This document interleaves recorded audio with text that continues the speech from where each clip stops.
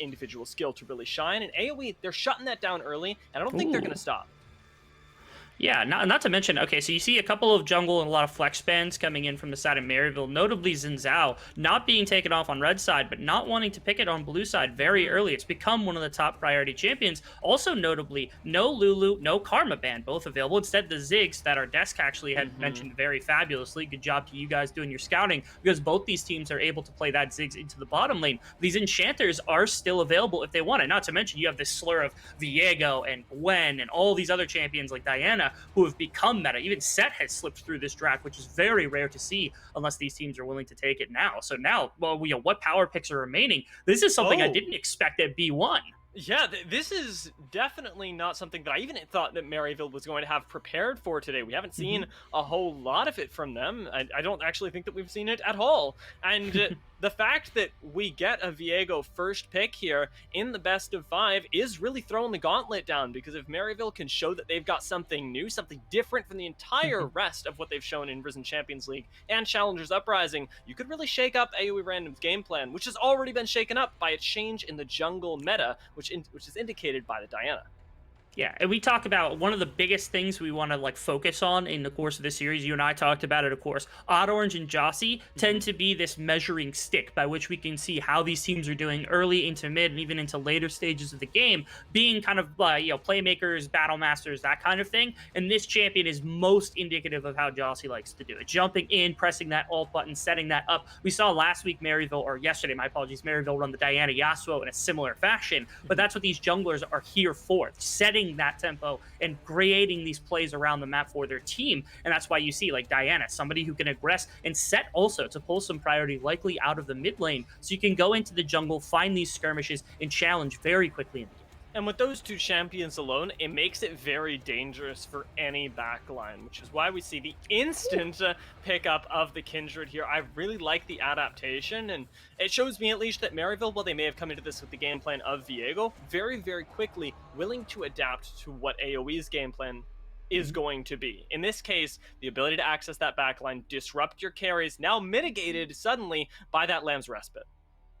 Yeah, that's an interesting, especially with two of these like kind of melee champions. When you got Lulu, it's really difficult to infringe. I really like the Varus getting drawn in here right now also. So from the side of Maryville, when you're looking across from essentially two melee champions, they've got dashes, they got ways into fights. But when you're trying to counteract as well, you want to try to deny move speed too. So Karma should be on this ban list from the side of Maryville to make sure they don't have that pressure to work with. You also have so much flexibility because like Set can still go to either solo lane. Diana's pretty much a jungler and Varus is pretty loaded. But you also have Lulu, who's flexible to a couple of different positions. Viego's flexible to a couple of different positions. We haven't seen too much information, and that's why I like that AoE randoms. They're going towards these ADC bans, making sure you could also double down and go for like a Nautilus ban, because we talked about Shady really likes that unless you're willing to pick it here at the very end. We don't see Karma from Maryville, though. If that slips through, you have to think AoE are going to grab that one up as fast as possible to set with the rest of their composition. Yeah, because as you talk about, move speed is so important, and I already was coming up with like, oh, how else can they mitigate this? Do we get some sort of Galio pick perhaps to try and give that dive a little bit more oomph? But like you say, Karma isn't taken away. All of a sudden, the world really does open up, and it's not so much to even support your bot lane as you normally think about enchanters. Is this a Nautilus? Okay, we're gonna take away Nautilus as AoE. I do like this, and it keeps the Lulu sort of in place in that support role. It's the best option you have right now. I'm pretty sure that's the best option you have. Yeah. There's we saw Karma Lulu get drafted yesterday. Nothing's impossible to send to two solo lanes alongside of Leona.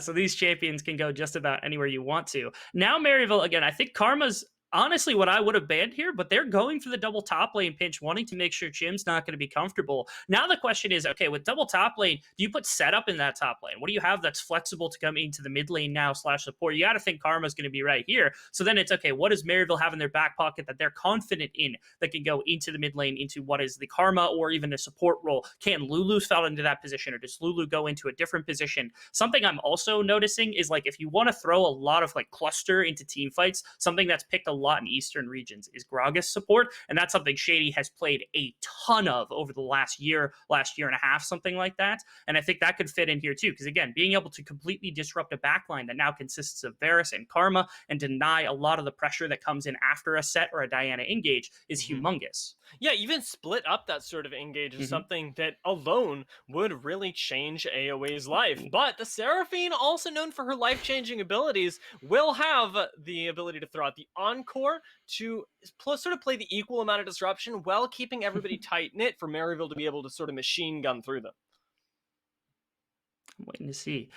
Now we have some weird like flexibility where it's like, okay, can Seraphine go into the bot lane still? Because we saw Hmm. Seraphine fit into the bot lane position, also the support position in certain positions or certain patches back in previous. There's the Gragas, which again on any other team it would be like, okay, it's probably Gragas solo lane, but I have to think this is going to be support Gragas, and then it's okay, where is Lulu? Where is Seraphine slotting in? Who's going into the jungle? Who's going into the ADC role? I think best of the best is like Seraphine and Gragas bot lane with the Kindred going Hmm. into jungle and solo lanes for Viego and also that Lulu. Azir being hovered as like just a safe, normalized pick, something that you can guarantee is going to do okay in the laning phase. Also has a lot of range to actually work with, which I do like from AOE drafting a bit more range with the rest of this composition because right now they're getting challenged pretty hard when it comes to that melee and that Gragas forcing a split inside of this team fight. Yeah, this is definitely a sort of not reactive pick from AoE, but a oh well, I guess that this is where we've ended up here. We're gonna get to see the positions, right? So Azir Mhm. obviously going into the mid lane, but interestingly enough, going up against the Viego, which is not necessarily what I expected. Viego actually going to suffer in that matchup quite a bit until he can be Mhm. backed up by Lulu in the mid game. It's going to be forced, probably to put some interaction from the Kindred into mid lane. Otherwise, as you said, the Azir is just going to throttle that matchup pretty difficultly. You do have the ultimate, which can't get canceled by the ult from Azir, or at least you can get through it in the right position when that ultimate teleport does come out. So at that level 6 mark, it feels like there's kill pressure a little bit for Viego, but Azir should control this lane as with most melee matchups in that specific position. So now Kindred's drawn a little bit more towards mid lane. You have CC to work with in all three lanes, but bot lane is the one my eyes are drawn on right now because you've got E, you got ultimate, you got Gragas bump, you got Gragas ultimate, and a Kindred to throw damage in. And Odd Orange is a lot of the damage that's coming through from Maryville, especially consistently. Viego's low range, everybody else is AP, so that Kindred's going to have to get off to a flying start to be competitive inside of these team fights. Now, there's also a chance, and I say it's a small chance, but that we see some of that action crop up into the mid lane as Mm-hmm. well, because Maryville definitely like to use Shady for his roaming potential, Oh, yeah. and the Gragas being able to even force a flash out of an Azir already puts him in a very, very scary position, whereas you don't really have to worry nearly as much on Maryville about being ganked in the majority of these lanes. You're very safe. Yeah, I'm looking at AoE's composition and I'm trying to figure because like it's you have double range bot lane, which is nice for pushing very early in the game. But if Mhm. Seraphine gets onto wave clear, even maybe he takes like D-bats or something inside of the matchup, you can break that lane free so Shady can do what Shady does best, which is roam across the map as much as possible. That CC is going to be useful in every single lane. If you can set up a Viego or even a Lulu alongside their CC with the Kindred, you're getting so damage and so much potential. These level sixes from Maryville are huge. So now it's AoE randoms where it's okay, what is Jossie able to do pre level six and then at that level six to keep these lanes away from each other? Because I feel like when you're clustering and you're putting Gragas ultimate with Seraphine ultimate and layering all this together, it's harder to break this comp. It's harder to kill everybody on that comp because there's so much healing just innately inlaid within like Kindred and Seraphine and Gragas alone that if you keep them separated as much as possible and then have Jossie attack individually, that's where you're going to find your most success. And that starts in the earlier phases of the game. And I think that's going to help, like you said, out of mid lane, making sure Azir's in a great position and then using that to attack sides.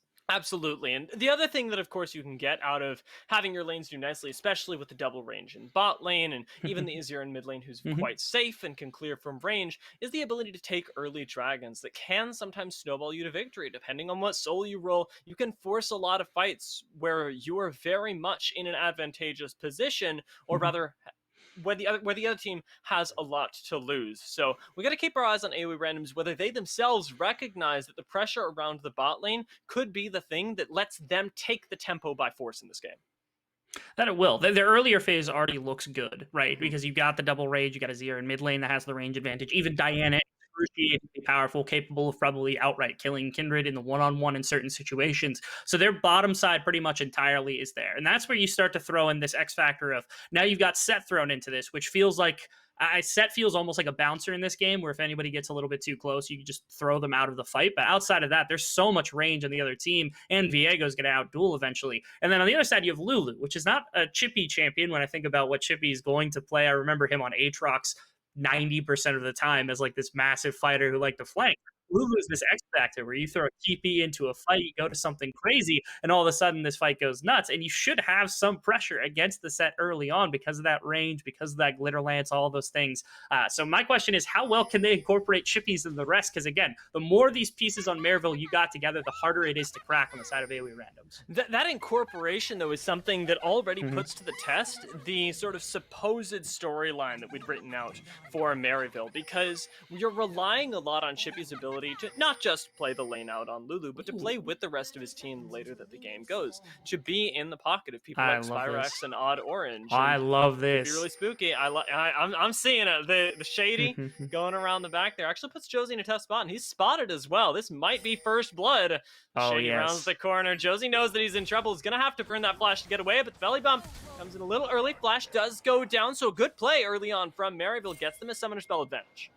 Fantastic start here from the side of Maryville. Again, this is where a lot of your pressure comes from, right? Where like Diana is able to interact with these lanes. Who's got pressure when you're forcing things into Kindred. Having that flash is such a useful tool to make sure your ultimate's going to hit after the dash and things like that. To escape if Kindred heads to find you, because Kindred does have the flat stats to just wreck someone in the earlier stages. Now without the defensive tool, how much aggression that Jossie could have had with that flash is now mitigated. It's not quite as impactful as like a Gragas flash being lost, because Gragas without flash does basically nothing out of the jungle because it's so hard to get the belly bop in. It's easier on Diana, but you still have a lot of that safety pulled away. The double range bot lane is trying to replace some shenanigans in this tri-bush, but not going to get too much done. And again, the innate healing of this bot lane is going to be hard to poke off before you have like healing reduction, or more importantly, just damage in general on this bottom side. Yeah, it's going to take you quite a long time, and during that time, remember, of course, that off that invade, Maryville are going to be able to play around more or less exactly where Josie is, because they got so much vision on the top side jungle there that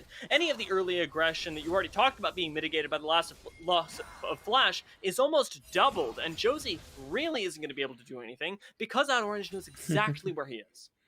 Yeah, the tracking, the flash loss, there's not going to be too much. This should be an early map like control from Kindred, which they desperately needed, as the map state would suggest, or at least these lanes would suggest. It's harder for Odd Orange to be out in the river when you've got pressure. You already see Azir's pushing, double blade bot lane is pushing. There's not too much support that can come for your own laners unless they're willing to sacrifice quite a bit. But Kindred now doesn't have to worry as much in that pure one-on-one against Jossie, which is the trade-off. Jossie's pretty high health because eventually you got the smite down, you get the Gromp, you get everything else. So there's that came back in favor of Jossie. But at least when this Scuttle Crab spawns and you're looking, if the coin flip is made, you could potentially get it on top side because of Lulu's presence, and then of course that flash being down. So the 3-on-3 favors you if it's on top side. We're hoping for that coin flip roulette here, trying to make sure this top side Scuttle is where this mark lands.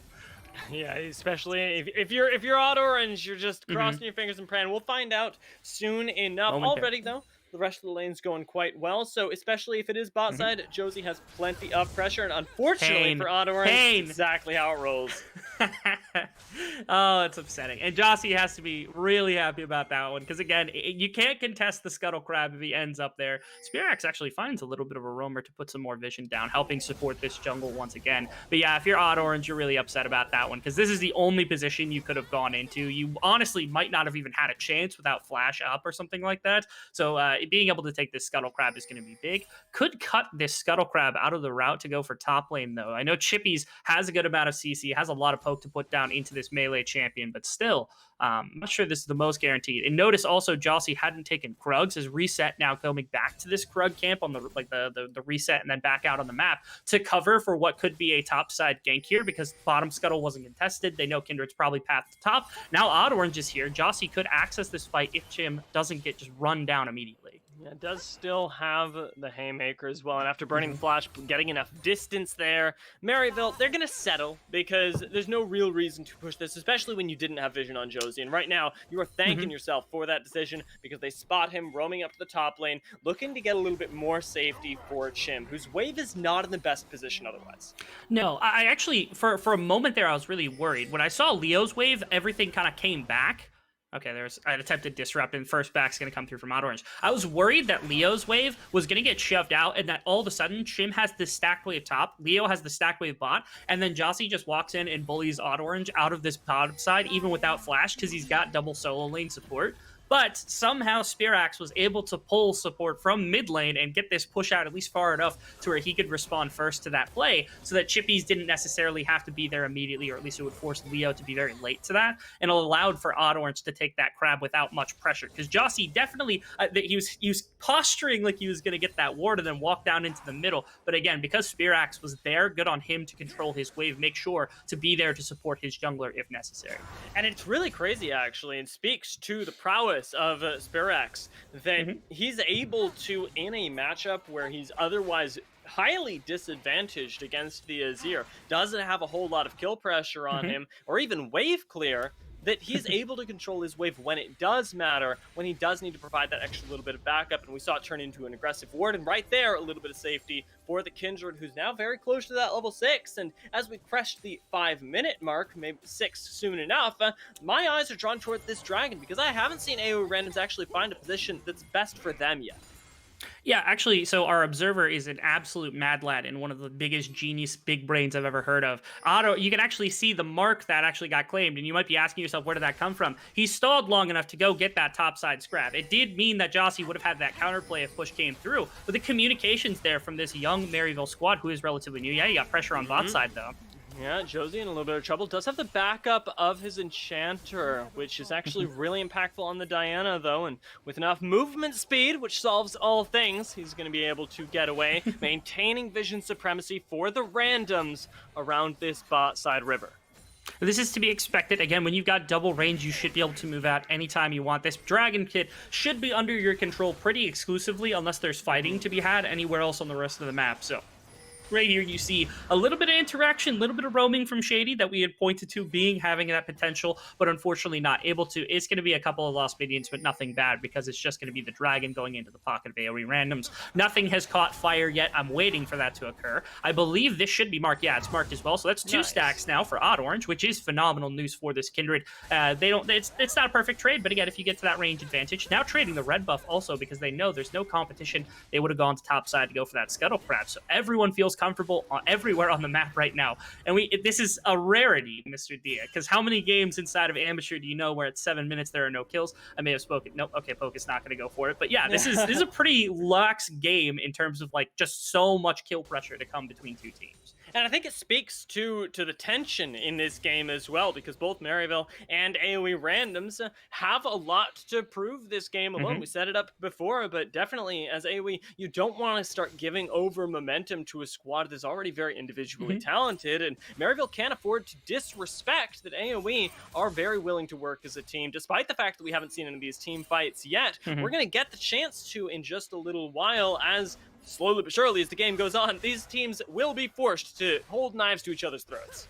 That they will. On one hand, I'm like, okay, this is going to be a really tactical game. We're going to see a lot of plays around, maybe some mistakes when it comes to like where they can actually find attacks, but for the most part, they're both just waiting for the right moment to strike. On the other hand, I'm like, it's a best of 5. You got 2 games to spare before you really are up against the quarter. Come on, give me some action. Come on. I didn't know AoE randoms is a team to sit and play like a really smart and intelligent game, looking for overloads and the proper plays across the map, same as Maryville. I came here to see people beat each other down senselessly in the laning phase and then take like 15,000 gold advantages and then just like win from there. I want to see some action as much as possible instead of waiting for like 25 minutes to get our first kill. Well, I tell you what, I think that we're going to get a little bit of the best of both worlds, because right now we got Maryville already looking to contest what should be an objective going over to AOE randoms, and that might just turn into kills, because Chim already used the ultimate to get into the backline, splitting up Spyrax from the rest of the team. But with the arrow going wide, Spyrax still might go down. Wildcard comes in just in time, but the rest of the squad is piled on top of Shady. He goes down, and Orange barely gets out alive. It's a 1-for-1, but holy moly, it looked so close, and Leo makes it even closer right there as he is being heralded in by Azog, able to get out with the Karma move speed, but at each other's throats, definitely the right thing. We get the blood, but it's still controlled from both sides. I swear I didn't know Kindred was a cat, because during that fight, I think Orange had 9 lives to work with and burnt about 8 of them during that process. Ends up just being the 1-for-1 off the back of this. They come up to contest Rift Herald, thinking that the Gragas is going to be enough. This is an amazing set ultimate to split this fight. Spearaxe rocks into Pocus. The biggest thing, though, is everybody gets split into 2 sections, where on one side, Diego is able to take the one-on-one with the Lulu. This Kindred ultimate thankfully saves Orange's life. There's the first life, there's the second, there's the third, there's the fourth, there's the fifth, there's the sixth, seventh, eighth, whatever you want to call it. And how many times did he almost die? This is the last one right here, as the arrow does tag him, but he's able to walk out for the 1-for-1. The Rift Herald still goes to the side of AOE randoms, but at minimum, Maryville find this moment where they can almost get a fight. Azog nearly pulls the second one off the back end, and this is the aggression that you're looking for. This is what I wanted to see to start with. It's very controlled. It's the right timing for both squads, and some individual performances really lit things up. And that's what I really appreciate about these squads, and specifically Maryville here, is that even when they are playing what we'll call a little bit passively in the early game, they're not going to sit there and let you take advantage of them the entire game. None of these players, even individually, are going to stand for that. So upon seeing that second objective started and taken now all the way, they want to pick a fight, and maybe actually are looking for a little bit more, because remember, Chim's flash was burned earlier. They're looking for the repeat, maybe just the kill, as Chim has got some work to do, needs to get away, but where's my haymaker? Where's my flash? Yeah, the flash is definitely like a little curious for me, because the haymaker right there would have given him more than enough shield to live. But that does burn bottom side, because, you know, obviously, like it's the counterplay across the map, so it should be first tower going down here.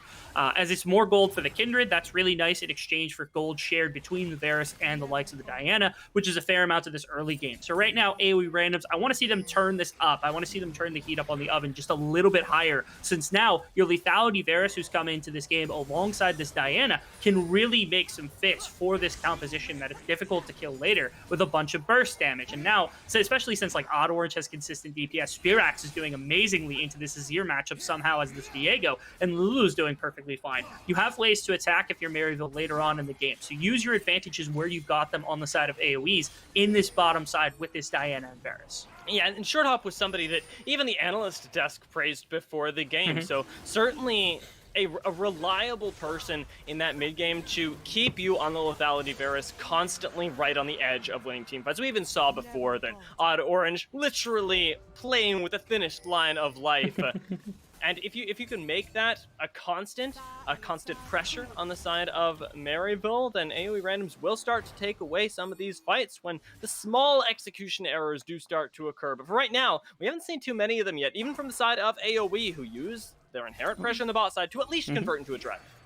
They do. They're now giving a little bit of the solo lane over to Spearaxe, because he's a lot better in this longer lane against anyone you'd put there. Now there's a legitimate kill threat against Azir, since there's more space to chase him down, even with the shift and the flash might not be enough. Doesn't actually even have flash after that last interaction. I'm looking right now, because they just had 3 backs after the bottom wave got pushed. You're seeing Karma go through mid lane just to try to hold wave, make sure that Leo gets a back off, going to be able to redeploy on the map freely. Now it's, where does Diana go? Because Diana is ending up cutting to these Raptors, then to top side. Do you walk into top side, or like into top lane specifically to help out Chim? Is that something that's going to come about here? Because Chippies is bullying now on the likes of this Lulu over top of this melee champion. You see Shady's around to prepare for it as well. Everybody's kind of prepared for this top side play to come through if necessary on either team. As the bot lane has now shifted into mid as expected, the solo lane is now more pressure. This is what I want to see, is Viego maybe looking to start to put kill pressure into Leo, now that there is this long lane to work with. There's a Gragas there. Oh! Hey, interesting flash encore there. Does get an initiation. Focus might go down, and Orange going to be able to pick up that mark.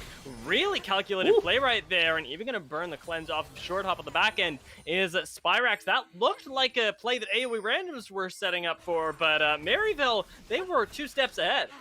Yeah, they lost track of where Shady was on the map, and they also weren't expecting the Azog flash over the wall. I was waiting on bated breath, because for a while there, it was just the CC from the Seraphine. That was the only thing that was touching the side of AoE randoms, but it was long enough to get the flash body slam in from Shady, confirm that kill, a second, and now goes over to Odd Orange, which is huge. Now they shift into bottom side, they're able to take a couple camps away, and Viego's going to be able to catch the wave that was pushed out by Leo, because again, when this Viego's in the side lane, it's really difficult for Azir to step up and push very, very hard the way that you would want him to, the way that he was able to in the shorter lane of mid lane. Now Chippy's in some real trouble, has to flash the wall because everyone was running towards him real quick. Still trying to establish some sort of presence topside, even after having gone down right there, is something that both squads are more than happy to give. AOE, obviously, want a little bit of extra room to work with, but on the other side, that Viego matchup that you talked about is sort of a ticking time bomb, because as Viego does get snowballing in the team fights that we know are going to happen, having him with that little bit of extra gold is only going to make things harder for AOE randoms who will already struggle in a one-on-one with a melee champion. Yes. Spearaxe is just perma-shoving over and over again, trying to make something happen. The bot side is completely bereft of wards for either team because they're not expecting much between the Azir and Viego. And so it's what I'm tracking now, Spearaxe not going to bot side, instead going in through mid lane, trying to support this play before Leo can get there. He has TP and likely will step up to this wave. I'm waiting for where this fight's actually going to take place because it looks like Maryville is shifting for a play around Rift Herald, and they will have 5 members here a lot faster than what can be brought by AoE randoms unless Leo starts the TP pretty quickly here. How does Shady keep finding these really crazy angles? Some wards in the paint. Yeah, he's just hanging out on Fog of War right now. I think he does end up spotting Josie there, but they're going to let him go, and AoE randoms get denied that objective. As slowly but surely, Maryville start finding their footing in the mid game, and now the really only thing you have to rely on is the small amount of dragons that AoE randoms have to sort of create a point of pressure on the map. Yeah, it's still ahead in gold by a very small amount. We could effectively call them even at this point.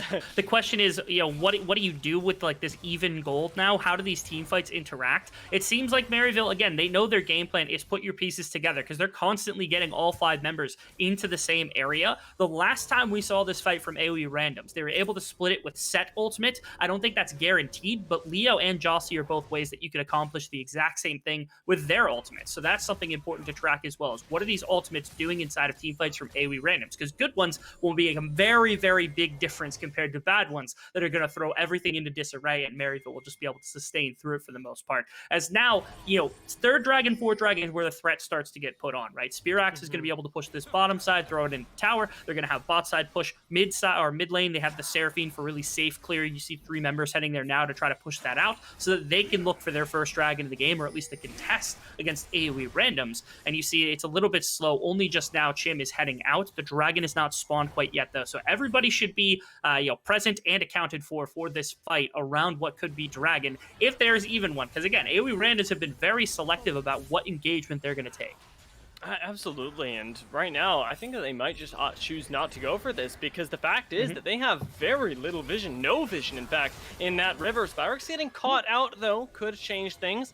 Half health right now, but the sustain that you mentioned earlier, the bane already of Short Hop's life, could really come in clutch for Spyrex. Shitty on the side is going to get pulled into the rest of the team. The Grog is going to be able to survive for a very long time, splitting up the team fight with the cask, and they managed to take down Chim in such a short amount of time. Spyrex is still staying alive, but importantly, Odd, Orange, and Shady are down. AoE randoms seem to have found their footing in this team fight for now. That they have. They found the split off of 1 member, and now that's going to chain them into 2 kills.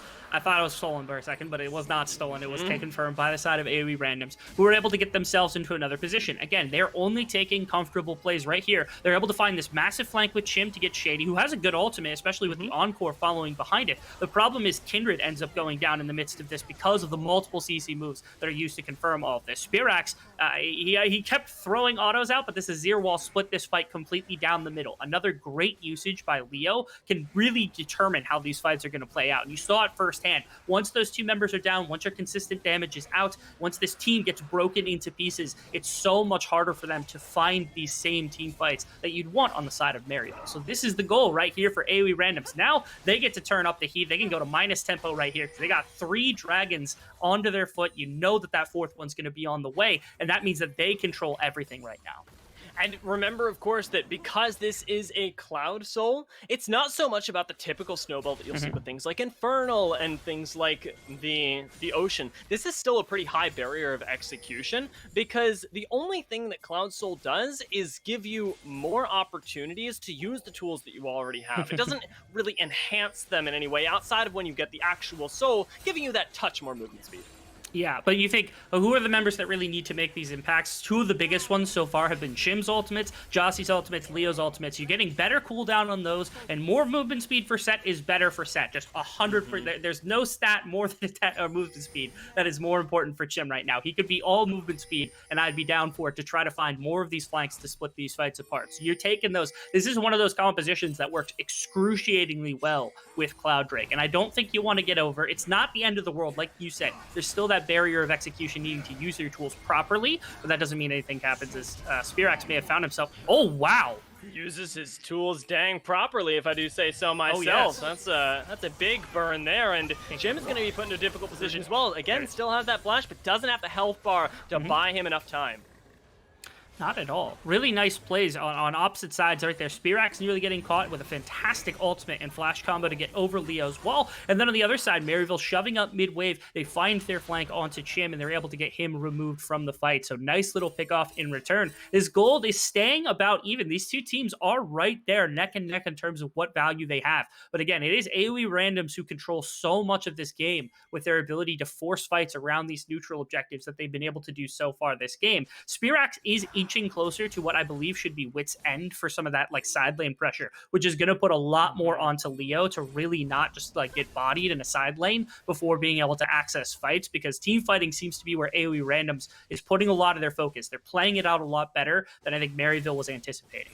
Yeah, Leo is just, he's not at all going to be a side lane force. It's not why you're picking the Azir here, so definitely waiting for the team fights to really be the center point of the game is what AOE randoms are kind of forced to do right now. I did want to point out, of course, while we were talking about the itemization, that the fact that we're on 11-13 has forced a little bit of an adaptation from the side of Chim, who you'd normally see building a Stride Breaker. Here has instead gone back to a little bit of that team fight sustain.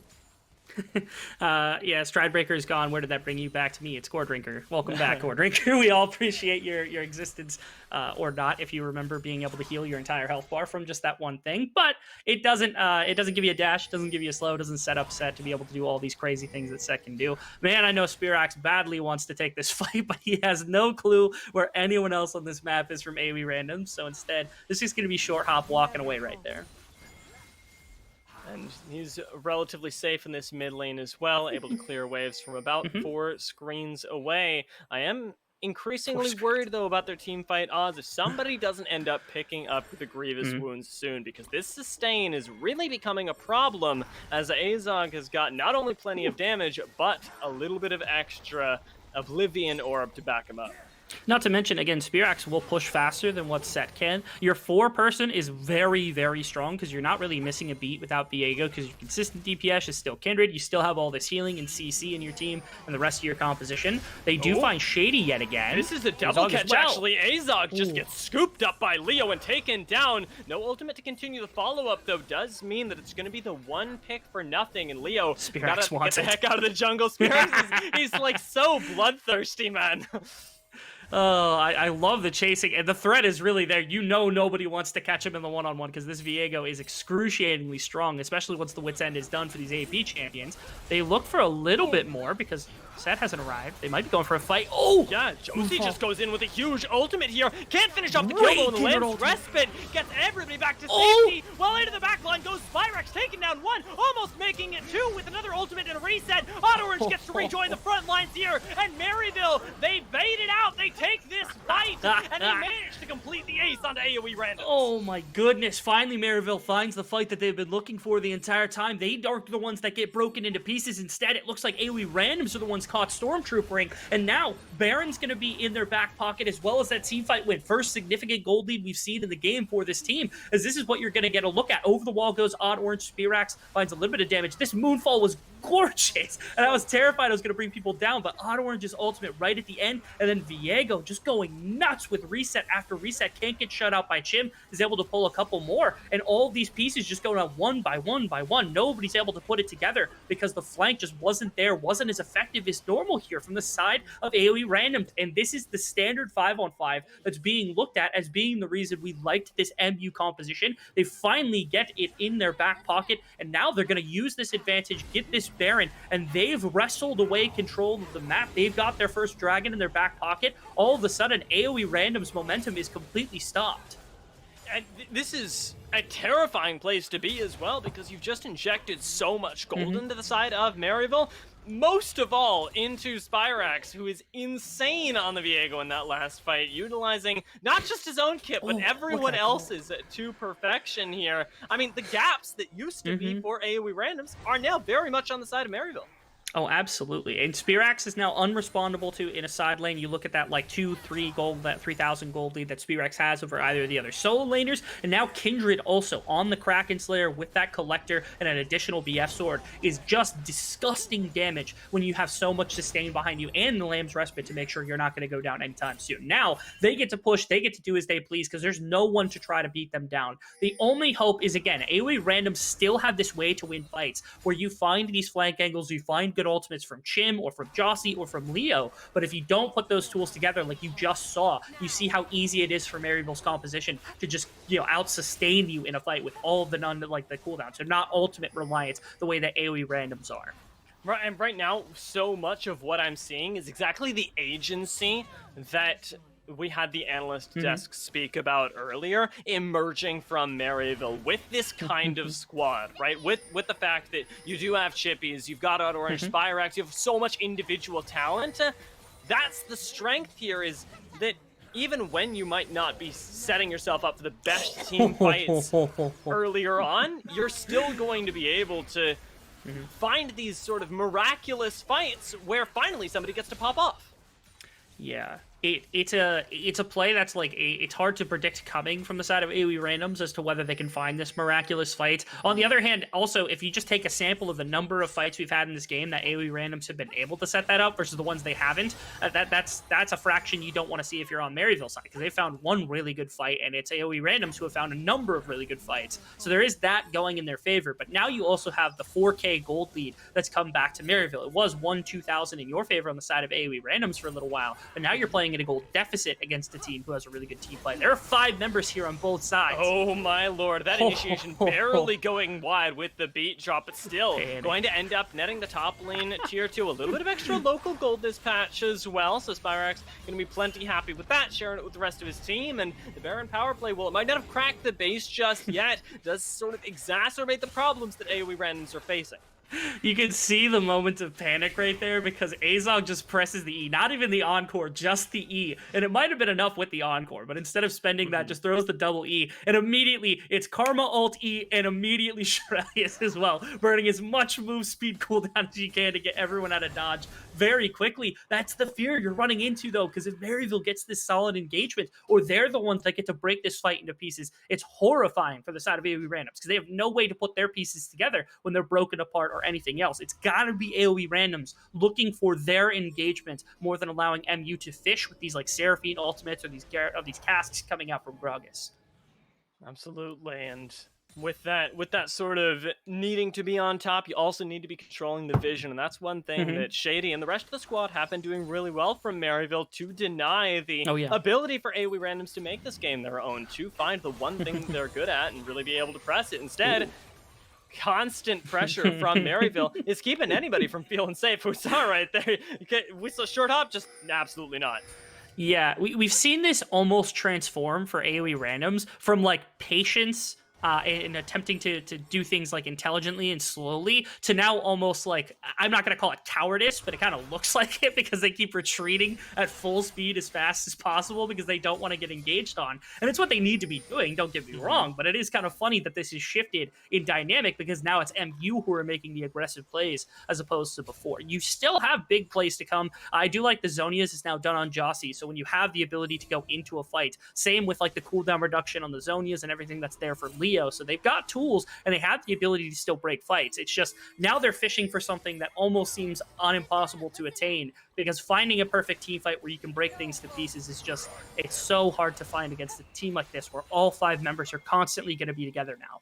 It really is. And there is a small chance, I say, that AoE randoms can choose to try and coin flip this in the late game, right? Because Maryville aren't really going to be able to straight up tower dive you in a lot of these situations where you are playing a little bit further back, because you've got people like Azir and Varus to clear out the wave. So right now, the fact that AoE randoms aren't getting engaged on, well, it might look odd, is sort of playing to their last remaining chance to be able to take these fights. And that's an overextension from Maryville. That is. We don't like either team overextending is never good because you don't want to give away flow. And now Maryville's got in control. So now again, they're going fishing with things like the Gragas ultimate and the Seraphine ultimate and things of that sort, but they're not full committing to anything that isn't just purely guaranteed, because they don't want to give away the advantage that they have now gained off the back of everything they've come to. So second dragon of the game had went into their pockets. Now they're contesting all of those as well. This could be a really elongated game like we talked about the one previously. There's a great flank from Shady, but his team's right behind him. There's no flash on short hop either. He can't get out of the situation. He's going to be locked down and taken out. The easy pick there makes for an easy Baron to follow it up as well if Maryville won it. I think right there, some of the pathing got body blocked by Shady, which is really impressive. They're even going for Chim. I want to see if that's the case, because this was a flank out of Fog of War. I thought it'd be safe because there's people to retreat to, but instead everybody kind of backed up because they didn't want to die as well. They find this play. I want to see right here. Yeah, I think he was, I don't know if he had flash. I don't know if he was able to actually get over the wall, but he got body blocked a little bit. But yeah, really good on Shady, finding that pickoff necessary. And now at the Baron, unlikely to be contested whatsoever. Another siege coming up from the Seraphine composition into AoE randoms. And from what has been a very, very close game, we've really exploded here. We had a small margin of gold for AoE randoms, and though as we get on into the game, gold matters less and less, it's still an equally good indicator of where these teams are at. And at the 50k mark, a 5,000 gold lead for MU is no small thing, especially when it's piled onto people like Odd Orange and Spyrax, who are menaces this game. It's a difficulty because those are also 2 of your biggest win conditions. Not to say Seraphine, Lulu, and Gragas can't do damage, but when you think of the backbone of what they're doing when it comes to damage and fights, it's Viego and it's Kindred, and they're the ones with all of the gold inside of this game, which is perfect setup for Maryville. Now, Shady went fishing again. I thought maybe they'd find him. Can they get the kill? Chippy's ultimate comes through. Yeah, good ult to retreat there, but unfortunately AoE can't actually find anything. Well, Spyrax instead, goodness. He's found the engage, takes down Pocus as well. The snowball really begins with the Viego here. Although he might be taken down for the moment, ends up buying a little bit more time. And it's only going to be Shady that ends up falling in trade for not 1, but likely 2 inhibitors. Maybe. It's a little bit difficult. That was some heroics from Leo to be able to find that perfect ultimate, get that kill, and drive Spirax's health bar a little bit lower than before. That is, again, the effects of AoE randoms ultimates can really change fights, even down 7,000 gold. There's still that breath that's there from the side of AoE randoms to continue fighting. But again, it's getting drawn out slower and slower as this gold lead continues to grow. They're losing their dragons. They're losing control of the map. As you said, the inhibitor in the mid lane went down, saving that ultimate from a Leo didn't look like it did much. It probably saved top inhibitor, to be quite honest, if not just the game in total. But that's not enough. You can't just save the game. You have to start winning fights, and it's looking harder and harder to do so. Especially with those 2 inhibitors down, you're thanking yourself as AoE that you managed to get those earlier dragons. But with the top lane inhibitor going to be without defenses, the mid lane inhibitor already gone, you're hemorrhaging pressure everywhere, and some of your wave clear at the very least has to be assigned to keeping super minions out of your base. So you start losing more and more, and it really can snowball for Maryville. I dare say they probably don't even have to take a fight if they didn't want to, because you can sit back and rely on these minions to do your work for you. And you can also rely on Viego split push, because again, 4-item Guardian Angel Viego is not going to be something that you can take down in a side lane, as either Chim, who's only sitting on 2.5 items, or Leo, who's now sitting on 3, but does not have the tools necessary to deal with Viego in the side lane. So they're going to have to put, you see, double resources into Azir and Karma up there, as 4 members from Maryville flood into bottom side. This is the tactic you got to use. They have to decide right now, do they defend bottom inhibitor or do they defend top inhibitor? Looks like they're committing to bottom side to maybe look for the fight. But good on Shady to deny the exit from the base from Chim to find this flank angle that they've been able to use the entire time. Yeah, Chim not going to be able to get himself or his team a good way to start off a fight, which means they continue to hemorrhage, however, and especially with Spyrax finally getting collapsed on, and actually, well, who's collapsing on who? It's Focus going down. My bad. Yeah. It's only going to continue. Chim does manage to find the engage, take somebody out of the Kindred ult, which is good, but Spyrax is wreaking havoc in the base, and it splits the fight in such a huge way. Double Zanyas right now. Spyrax still gets out alive and might be able to take down Leo as well. Zoned completely out of the fight with the rest of his team gone. It looks like AOE Randoms will be waving goodbye to this game as Maryville, at the very least, are going to start off this best of 5 strong, and their quarterfinals performance will begin with a 1-0 scoreline. AOE Random started with a decent way in the game. They had a bit of gold, they had some pressure across the map, they started with 3 dragons, but as soon as MU took that gold lead, there was just no stopping the train that was coming through, as AOE Randoms couldn't get perfect fight after perfect fight. What play from Maryville to be able to use these tools properly, be able to play this kind of hard to execute composition against AOE Randoms, who again, their early game looked good, but they fell off very, very hard. Yeah, I really liked what they had in terms of the ability to prioritize dragons, a very strong mid lane that wasn't going to be under any threat. They had all the right building blocks, but the fact is that as it came to that mid game, the responsiveness in the draft from Maryville ended up netting them so much. And I won't say that the 9 lives weren't important, because they definitely were. Had we seen Auto Orange go down earlier, had the margins been a little bit thinner, AOE might have been able to snowball this. Yeah, a number of times. You think how much of this game was impacted by that initial flash from Jossie and the ability for Kindred to be out and about on the map as much as you wanted. But also, I gotta give big props to Spearaxe, because so much of this game was people had to be pulled out of the solidified 5-man unit that was randoms, their composition of 5 members, because somebody's always having to respond to Viego in a side lane, and he's just stronger and a lot faster into the rotations of fights because you can't step up to him in those side lanes. So Spearaxe, he took the gold in the immediate part of the game. He used it to generate pressure for his team where his team probably shouldn't have had any. And at the end of the game, you saw he was ripping through those team comps through multiple members at the very end. Really good stuff from the young mid laner. And I was super questioning whether or not Maryville would even be able to play the Viego today. Coming into game 2, you now know that they do. You're operating on new information as AOE Randoms. Will they be able to adapt fast enough? Those questions can only be answered when we get back to game. We're going to take a short break, and then our analysts will take that game down and break it up to see how AOE Randoms can come back. Should be an objective going over to AOE Randoms, and that might just turn into kills, because Chim already used the ultimate to get into the backline, splitting up Spyrax from the rest of the team. But with the arrow going wide, Spyrax still might go down. Wildcard comes in just in time, but the rest of the squad is piled on top of Shady. He goes down, and Auto Orange barely gets out alive. It's a 1-for-1, but holy moly, it looked so close, and Leo makes it even closer. Short Hop's life could really come in clutch for Spyrax. Shady on the side is going to get pulled into the rest of the team. The Grog is going to be able to survive for a very long time, splitting up the team fight with the cask, and they managed to take down Chim in such a short amount of time. Spyrax is still staying alive, and importantly, Odd Orange and Shady are down. AOE Randoms seem to have found their footing in this team fight. Crucially strong, especially once the Wits End is done for these AP champions.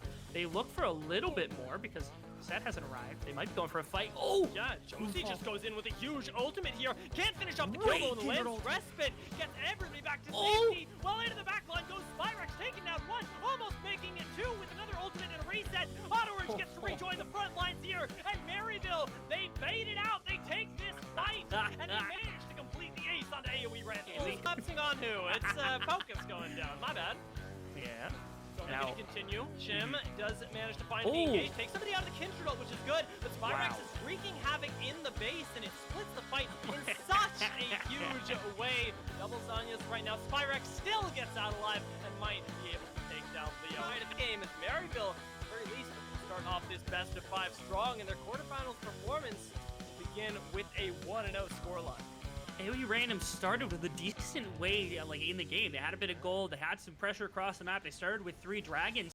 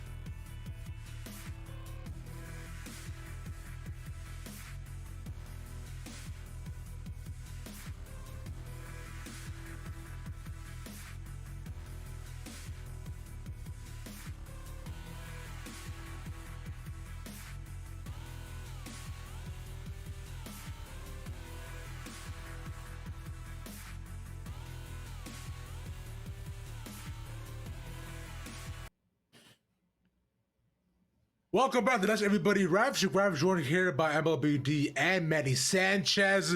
Maryville came out with what could only be described as a tug of war between their composition and possibly winning the game area randoms. A strong early lead, but an unfortunately sad floppy closing. So let's break it down here. Now, Dylan, starting off with you, man, with Maryville's early game. Yeah, we don't have any clips for this, but Maryville honestly wasn't off to the best start in the early game. Me and Manny were a little bit worried for them. They were down like almost 3,000 gold at some points. They were down 3 dragons, and a lot of that just came off the back of pretty solid map movements from the side of AOE randoms. They were able to kind of pick apart Maryville, and sure, they never really had the kill score to back it up, but they were ahead in the CS department. They were ahead in tower plates. They were just kind of always one step ahead of Maryville in the early game. And I think a lot of that comes down to the fact that Maryville's team composition is built to scale, right? You have the Lulu, you have the Viego, you have all of these champions, Seraphine lumped into that as well, that all really needed time to build up. And as Manny will say, I mean, it all came to a front in the mid lane fight. Yeah, absolutely it did. It looked kind of dire, honestly, at the start of this, even at the start of this fight for Maryville, because this fight starts with Azog getting picked off right at the beginning. So the Seraphine goes down immediately, and you're like, oh crap, AoE randoms, they're just going to get soul and use it to snowball this game. But then, you know, props to Maryville for, I guess, having the guts to take this fight 4v5, because Odd Orange, because Leo uses his ult, he's able to save that Kindred ult, so he knows he's not going to get knocked out of it. And Spirax is able to basically just pop off on the back line, get the ultimate, you know, Viego reset fantasy, and kill just about everything. And basically after that, I mean, the Kindred is like 6-0, the Viego is like 4-0 or something crazy, and they finally have the damage and they have the gold to get the scaling comp off the ground, and that was basically the game-winning fight right there.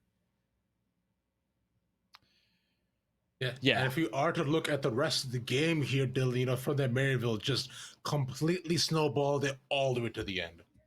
Yeah, it was really gross. I mean, as soon as that fight ended, they were able to go take the Baron, secure that for themselves. And once you have like a 5,000 gold lead and the Baron buff with this kind of a team composition, you're never getting through the Viego, right? He's able to build up resistances. He has the Lulu ultimate and the shield to always buff him up. The whimsy as well to help him get into the fight. One of Viego's weaknesses is kind of closing the gap. And there's just so much support on this team to help enable the Viego. I really, really like their draft. I thought it was creative.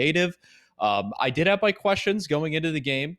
We'll kind of highlight those later once we're done wrapping up the game, but it felt like they were able to execute on it and they closed out the game with ease. And if we are to actually break down here one of the main highlights of that game here, Manny, it would be that Seraphine in a scouting report. Yeah, highlights is a word for it. Yeah, so for today's UGG scouting report, U.GG scouting report, sorry, we're going to take a look at everyone's favorite pick, guys. It's Seraphine bot lane. Isn't everyone super excited? It's a ranked question mark out of question mark. It's not super popular in solo queue because why the hell would you play it? But people play it. You could still have success, obviously. She may have been nerfed out of meta dominance, but she can still be very strong situationally, especially in unorganized play. But basically, the idea with Seraphine bot lane is to basically non-interact yourself to victory, to unlock your support and use him to just roam and make plays across the map. All you do is QA the wave and it just disappears. Plus, you can be a secondary support and really buff up your carries in other lanes. But Maryville, they decided to do something different this game, which we didn't really think was a super good idea going into this. This game, Azog decided to go AP on the Seraphine, not support light. And the reason for this goes back to a strategy Dylan told me about during the game that Maryville played back in the CLOL season, where they would pick this Seraphine bot, run it as a secondary support, put chippies on like something like Aatrox's top lane, and just dive top on repeat for the whole game. But this game, chippies, he was on the Lulu, and the comp was super low damage, so they decided to have Azog go AP to get a bit more damage in. How much this actually affected the outcome of the game is questionable because he was dead during the team fight that won Maryville the game, but it's an interesting pick, and from a certain point of view, if he hadn't died there, AoE might not have taken that fight, so at least there's that. And part of that too is you see him land actually really nice encore there as well, getting two people along with Laerdon with the Greg Assault. That's kind of what I'm assuming they were hoping for, is really just a setup coming out from the side of Seraphine. But considering right now with what they have, right, Seraphine may not be the choice to go for the next game, but one choice that you should definitely look out for is picking u.gg for your next website to get all that knowledge. Remember, only u.gg has the profiles with your LP per game. The site with the best data for your builds and runes now has the best data for your profiles too. Visit u.gg for all your building and profile needs for League of Legends. But Doug, going back to you on this one, you were talking a bit before about Maryville's composition and how there were a fair amount of question marks from us in general, considering they really only had like 1 or 2 win conditions.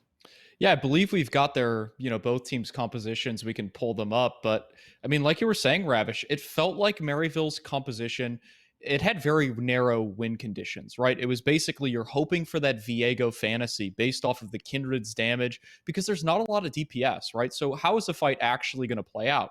It's probably going to lead with Gragas engaging, followed up by Seraphine. You split up the fight with the Gragas barrel. And from there, you hope that Viego and Kindred are able to deal enough damage to pick people off one by one. And as Viego's able to take over the bodies of fallen AoE randoms players, he's able to get his resets, take over the fight, and dominate from there. And we saw that actually work in the first major team fight of the game. Before that, AoE Randoms was able to control the Viego, was able to control the game. They got themselves a little bit of a gold lead, the dragon lead, but Maryville, it's good to see them fall back on comfort. One of the things in Cup is that it felt like they were trying to change a little bit too much about how they played the game, how they felt comfortable in the game, and it's good to see that despite them having 2 new players in Spyrax and Azog down in the bottom lane, they still revert to a composition that's pretty similar to what got them success in CLOL and what got them success in the spring. Right now, for the side of Maryville, I am going to be looking for them to fall back on that comfort, but with a bit more ingenuity on their side, right? And although the fight realistically was quite perfect, and if you look back at it again, it was really on AoE randoms to go into them with a Diana, and their response on its own made it so that they completely opened up the game. But now, if we look at it, I'm sure those perfect kind of circumstances may not suddenly happen again. So we're a bit more change up coming from Maryville's side, and for AoE randoms, straight to the game plan. Y'all had it. If you want this game to go to all 5 series, then chill back a little bit. You ain't gotta do that. You ain't gotta do too much. With that being said, Thoro door catches Rebel Fox and Dia. Take us into game number 2. It's best of 5. Thank you so much, Ravish, as we return to the caster desk, this time along with Rebel Fox, appropriately labeled and all, and ready to get into the second game of the series. AoE Randoms versus Maryville went a little bit more Maryville favored than I was perhaps expecting going into today. Yeah, it was a tough one coming in today because obviously AoE Randoms have had that success. Maryville did not. They came out of their group in really strong standings, having beaten Wildcard Red, but we weren't expecting to. Yeah, I don't know anybody had an exact bearing on how this game was going to go. That first game was really well controlled, but it did feel like AoE Randoms did have quite a bit to fight back with. Right, we're like, okay, AoE Randoms wasn't out of the game. Even in the very end, they were still scrapping as hard as they could to try to pull things back. So I feel like these two teams are relatively close in skill, if not very close in skill, and that this is something that you can bounce back from. One thing that is curious to me is whether or not we had a side swap, because I know Maryville picked blue and AoE Randoms always pick red pretty much exclusively. It's almost a meme at this point when we talk about what their position is. I don't know that they actually swap. We might just stay on blue-red the entirety of this series. I think that's a genuine possibility, and one we'll get to find out very shortly when we do end up popping into the draft.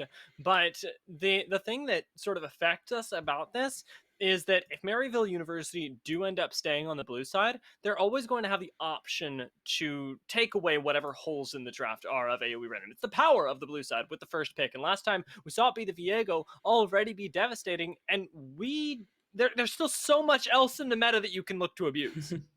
Can I also be extremely direct, which is like when you look at these compositions from like up above and you look at them like holistically, if I looked at these two and I was like, okay, which is the red side comp and which is the blue side comp, there was a lot more like creativity and a lot more like flexibility in the blue side comp than there was in the red side comp. And that's not really why you pick red side. You pick it because you want these crazy picks, or you want to be able to have counters and things like that. I didn't feel like those got abused enough here for the side of AoE Randoms. I'd like to see them get a little bit more crazy, use these counter picks to their advantage, and try to generate some momentum in that regard. We talked about like Callista being a potentially grab, like Ziggs was a grab. I know Renekton didn't actually get, like, it went completely through without being banned in the previous series, things like that. So like, what of those champions get subbed in now, or what of those champions go crazy within this draft or become prevalent now that we've seen game one? Let's go ahead and pop over to the draft, find out what goes down. As surprise, surprise, AOE is still on Ren's side.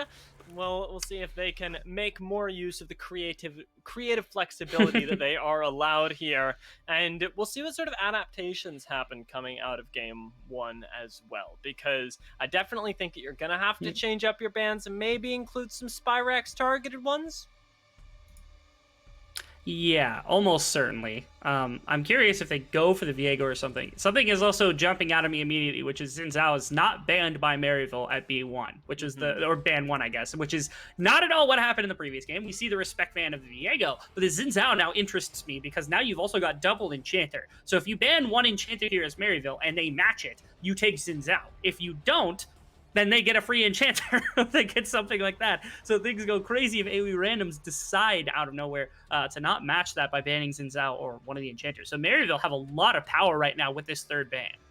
We'll see which sort of way they end up dictating the pace of the game, because Xin Zhao is also something that Maryville, I haven't seen them use just yet, and they're not going to end up taking it away. I'd be curious if they try and show us that flexibility. And curiously enough, AOE don't seem to want to let them.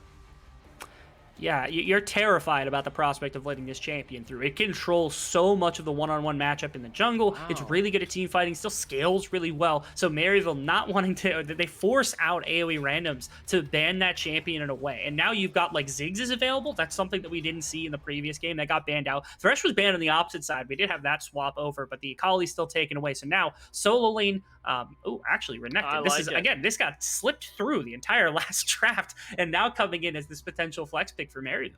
And if you haven't seen Maryville play before, and you're wondering, why didn't they pick Gwen? It's because Chippies is on their team, and Chippies is really, really good on the Renekton here. I like that they end up picking that up, although it does leave AoE with a lot of power here, and interestingly enough, they end up going for the Nautilus Rumble. Anybody who saw the stream yesterday would definitely go, Rumble? He's probably better in a solo lane right now, but I'm not so sure that's where it's going. Yeah, I'm not sure. I'm not convinced of it, at least yet, because that 1 second nerf to that W did really hamper that level 1, but still very powerful. Ultimate's still one of the best team fighting tools you've got inside of the confines of the game. So now it's, what do you pick on the side of Maryville here to respond to Nautilus? I know Leona is like one of those picks. You can go for other type like hook champions, so like Thresh isn't around, but Blitzcrank, something we talked about that we will have to see. Other than Enchanters are still available. If you want to do Karma, they go Ziggs here. They went Rakan before. I think Nautilus is good into Rakan, so I think I'd rather see Leona if they want that more engagey type support for Shady, if they're going to pair those two together. But the Ziggs has risen in priority, not just here for Maryville, but for a lot of teams within Amateur, seemingly overnight. This champion is insanely powerful. Absolutely, and the fact that he gets those items so much faster right now is ridiculous for a lot of players that already had him in their champion pool. If you didn't play Ziggs before, chances are right now you're thinking about picking him up, but AoE randoms, they're left facing down the barrel of the Ziggs, but also having to address the Renekton problem before the counters to that get banned out. So you're left with having to choose between your top laner and your ADC, and they end up prioritizing Chim. They do end up grabbing that Gnar to have that blind pick. Now you're going to ban out champions likely that are good into the Gnar. Alternatively, they ban out junglers. Those are your two options here. They are going Diana. It wouldn't shock me to see a split. They hovered the Yasuo for a second, recalling that they not only played Yasuo for Maryville, but also that it used to be the counter pick into Gnar on the top side of the map. My thought for Maryville here is, okay, you've got a really mean composition on the side of AoE. You need to take away team fighting ADCs. My thought is like Ezreal, Tristana, Jinx all come to mind as being insanely powerful with what AoE's got designed already. When you pair it with like Equalizer, you pair it with like Gnar. I think Kalista is bad into specifically Ziggs. You don't have the wave clear. You can't put that pressure. He's too far for your auto attacks. Ezreal makes a lot more sense because you're always going to have pushes Ziggs. So if you got Ezreal, you can't kill him, and now all of a sudden your support gets to realm. Now see if Maryville continue to roll high on these AD carry bans. Very clearly, there's a direction that we want to go in, right? And the other thing that we have to consider is that, well, Ezreal is gone, and you can take away Jinx. Something like the Aphelios might still be left up, and that's where the Thresh ban becomes really important. That it does. So then you have... Wait, okay. They went double ban on jungle. Sorry, I was dazed for a second, so I forgot your Thresh comment. I apologize entirely. We're hanging out. We're seeing how the draft evolves. Interestingly enough, though, Tristana taken away as a flex pick, but also an AD carry that can pop off, something that Short Hop is really good on. I like it, but it does still leave things like the Jinx open. And interestingly enough, Ooh. we might just go for a straight up lane dominant angle.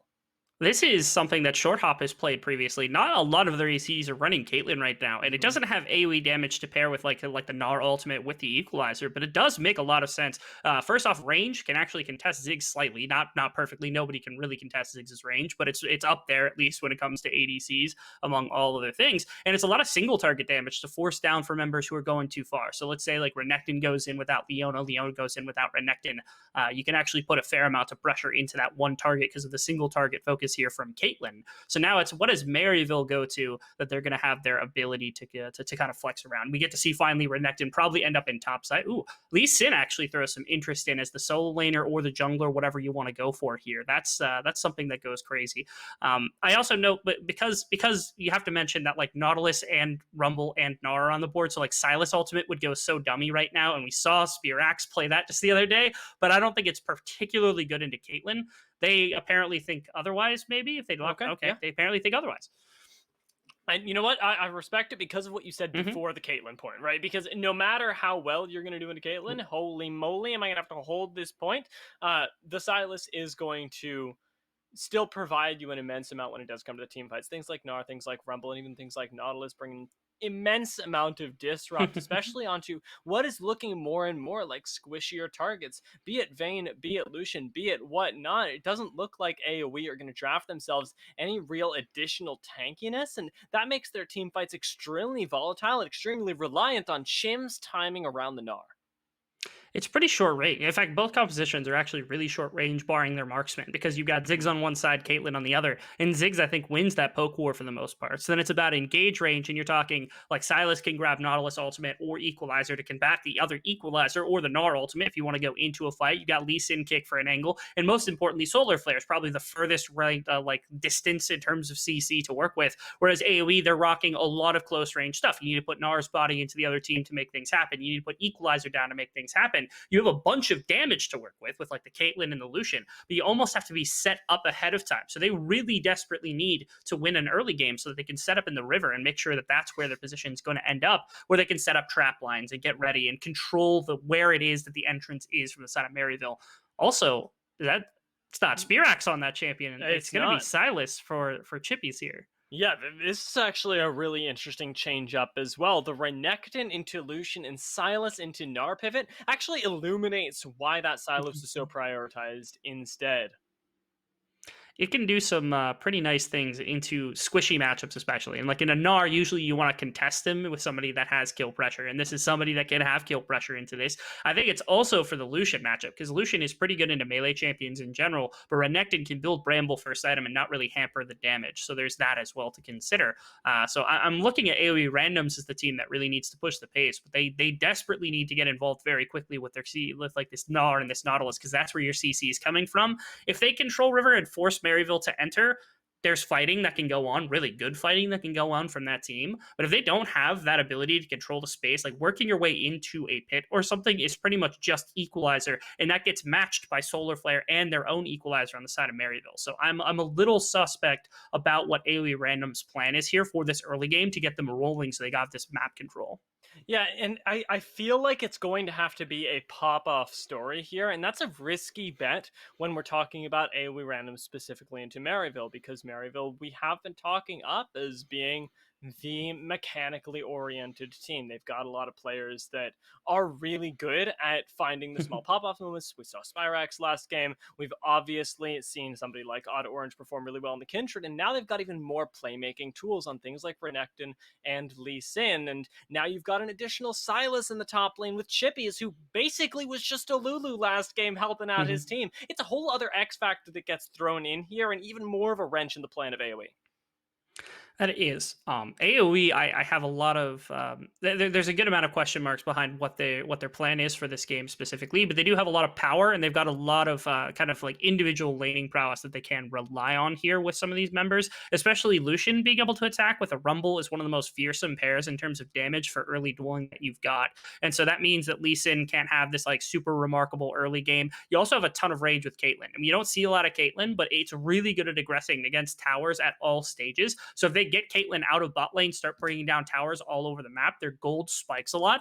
And that's what I want to see from AoE randoms. They don't put pressure towards the like jungle and towards neutral objectives for the most part. I want to see them focus on getting gold into their carries so that when these fights actually happen, they give themselves the massive advantage to pull all this warding and things away from the map, to siege down on these towers with a massive Caitlyn so that you can push towers away to get vision down. Now, there's an interesting dynamic that evolves here as well because Ziggs is also, ironically, really, really good at taking towers. So a lot of this game might actually be preempted by who ends up getting that first top lane tower. And interestingly enough, who ends up picking up the Rift Herald in topside. And when we start thinking about how that might impact the bot lane, how that might snowball, I do really start giving this a little bit over more to Maryville because they have the Sylas, the Lee Sin, and the Renekton, all really good early duelists. At that 9-minute mark, I don't see a whole lot of contest here from a Rumble, a Gnar, and a Lucian.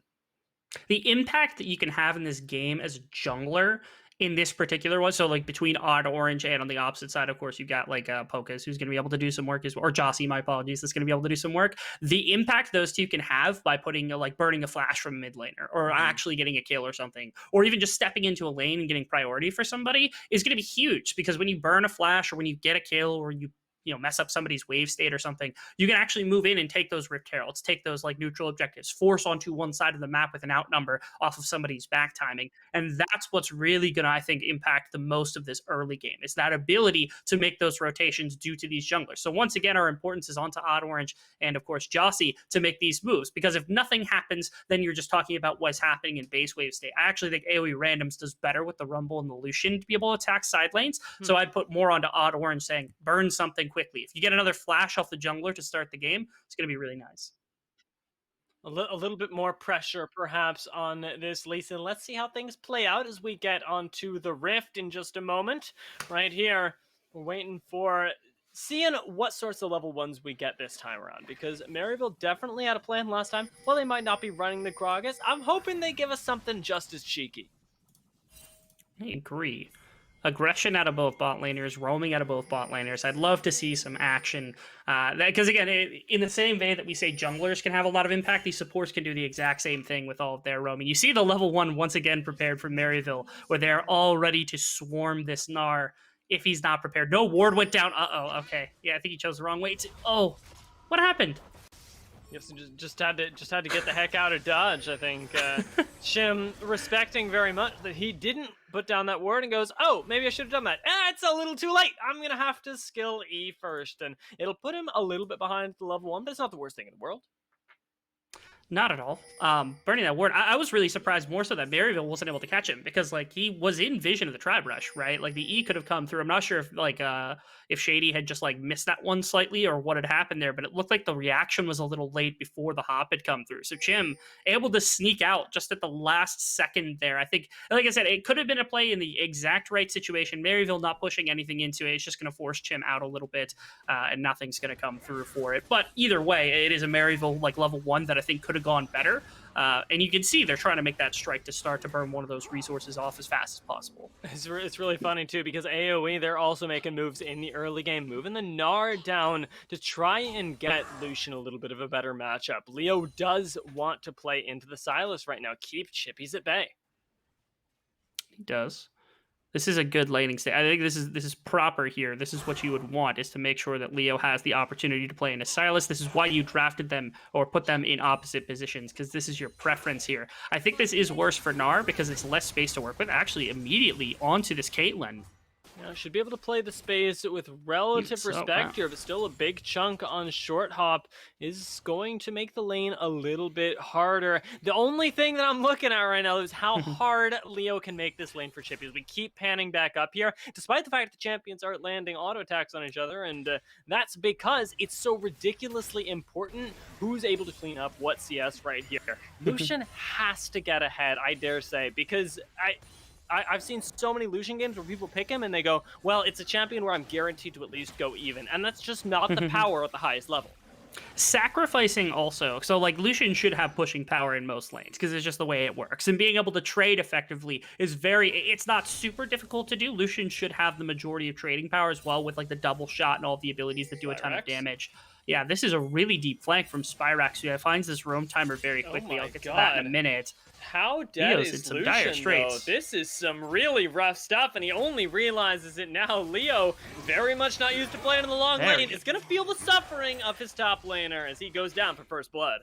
I was about to say, so like this was a really weird swap for me, not because I don't think Lucian's good into the likes of this pick, right? Because Lucian's obviously going to be fine into the likes of Sylas, at least before Sylas has a bunch of damage. My fear here is like Lucian should get priority, but you don't do as much with top priority as you do with mid priority. And also Spyrax is going to be able to shove in the short lane against the Gnar because you have so much more kill threat with less space for the Gnar to stand in. And it allows this really quick timer. This is like level 3 roam from Spyrax that alone probably would have been enough to cut off Leo and do everything else, even barring Orange not showing up. And it's just a free kill now for Chippies, where now top lane isn't as contested. That's free gold onto the Sylas. That's not going to exist for the Lucian. That's waves that are going to get shoved. Everything goes the way of Maryville here because, again, this swap feels a little bit strange to me.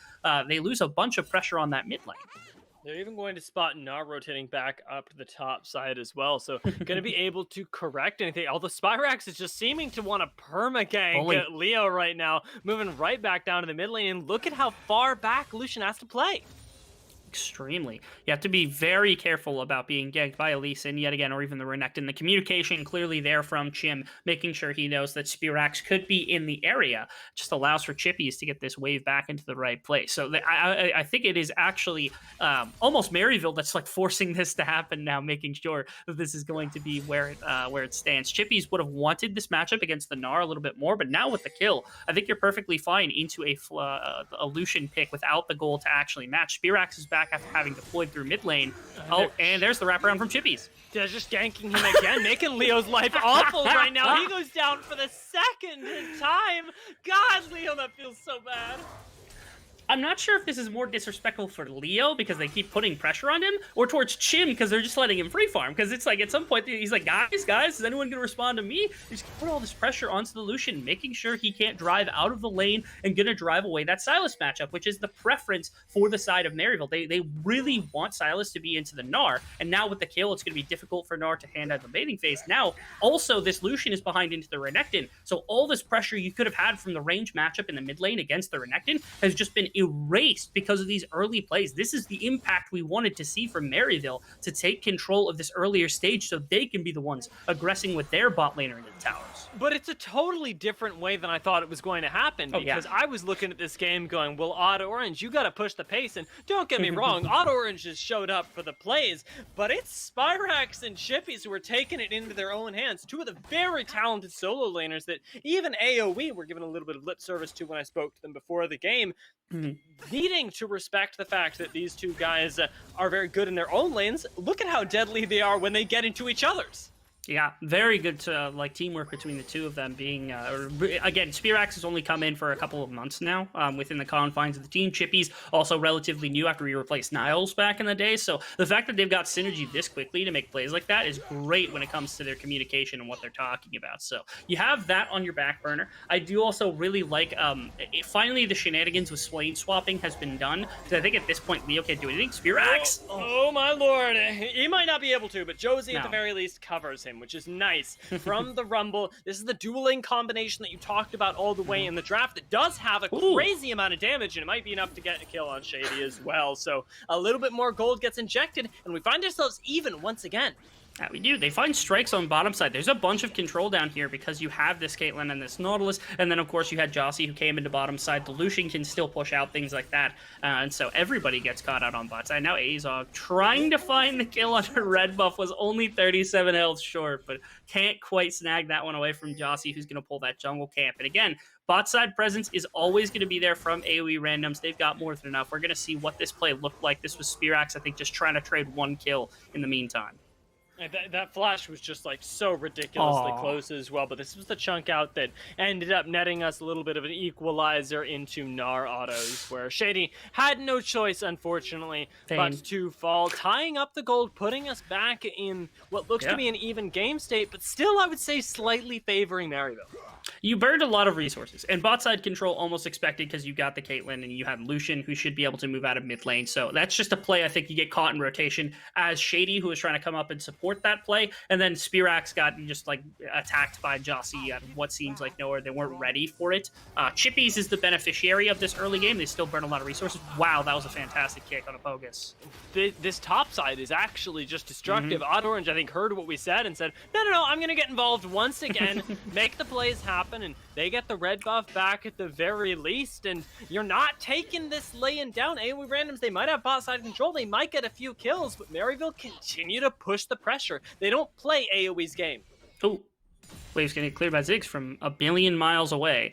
And because of that, now Chim's not able to push. Notice also, like right before we get into the replay, that Caitlyn was topside to push for Rift Herald. This is the play onto Pocus. It's just a fantastic little flash kick. That's a nice insect from Odd Orange to find that play. And as you said, topside has been the point of attention here from Maryville, using Odd Orange with Chippies on this Silas to find some aggression, use these ultimates. Renekton is super powerful early game. Now Chippies is pulling additional gold, so they've got a number of members.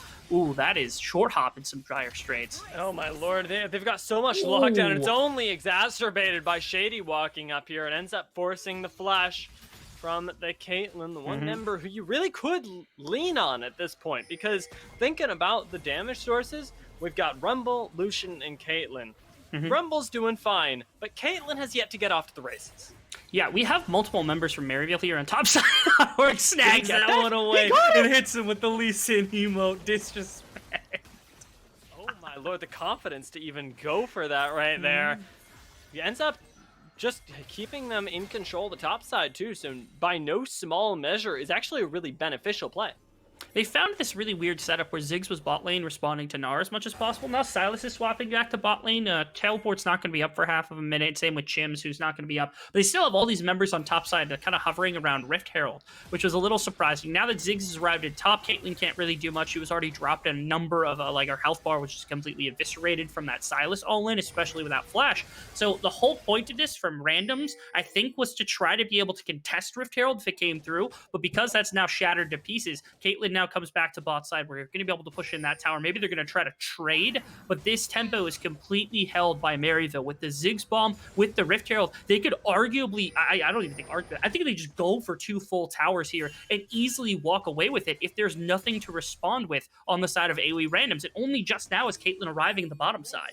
Now they could do that, or, hear me out, they could just try and kill Leo on repeat, because that's what they've been doing the rest of the game, so, you know, why not continue? At the very least, AoE randoms, though, have managed to dodge a little bit of that game plan, keeping themselves safe, while arguably getting the a lot of gold for a short hop. It's not nearly as much as Azog is getting up in the top side, but it's a nice little trophy for them that will hopefully rocket her into the mid game. The problem is that you're still giving over gold everywhere else, and this is that devastating combo. The Satchel plus the Rift Herald will devastate your towers. Why?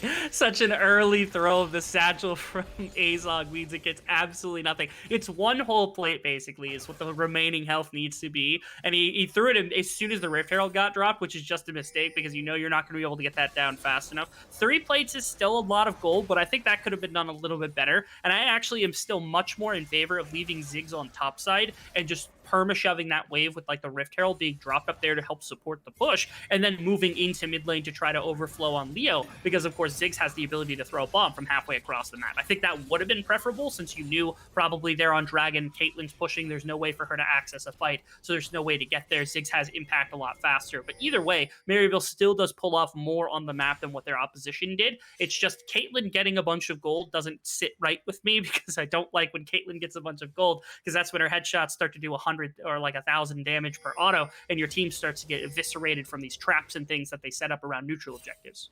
You've seen some stuff in solo queue, Rebel? The headshots just critting you for a little bit too much, taking you down a little too quickly, and the call is only going to make that come faster, too. Oh, yes. So Short Hop might just become the solo queue of our nightmares. Might be. I just remember back in like the Caitlyn meta when you build like, it was like Rapid Fire Cannon, Infinity Edge, and immediately it was like 1k like damage shots against everything, and it was terrible time in the meta. Never bring it back. But Caitlyn in the modern day doesn't do that as easily. You still have quite a bit of damage. The sieging is really the most important bit. You saw the bottom tower, all that gold funneled into to make Short Hop or make sure Short Hop is going to be able to put some work in. Now able to siege up on other towers, especially before Plates is down, is being denied, because again Ziggs just has so much wave clear to work with, and these side lanes aren't looking particularly great either, because again Gnar, and now facing a Gnar ultimate that can be used on command, just a better version of Gnar ultimate into Chippies, who has a completed item. On the opposite side, Leo is free firing into this, but that's because Spearaxe is currently working his way into mid lane to try to maybe look for a push down onto this mid tower, which is being set up by Azog on this Ziggs. There's reinforcements coming though from both sides, so maybe a fight to be had.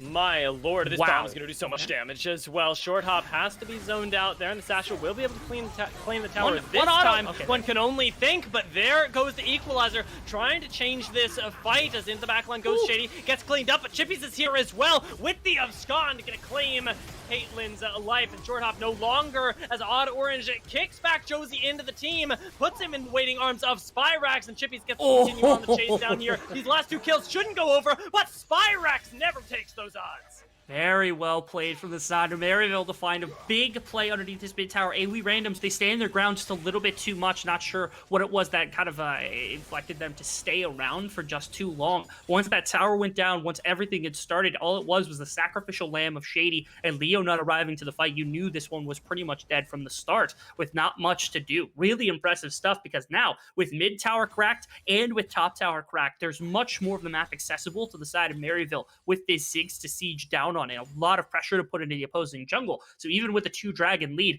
AOE randoms suddenly are getting pushed out of their own jungle, especially if bot tower falls. And if we take a pause on this game as well, we're actually going to take a replay, so a little bit of a rewind here to see what went down in that team fight, because it was actually pretty close.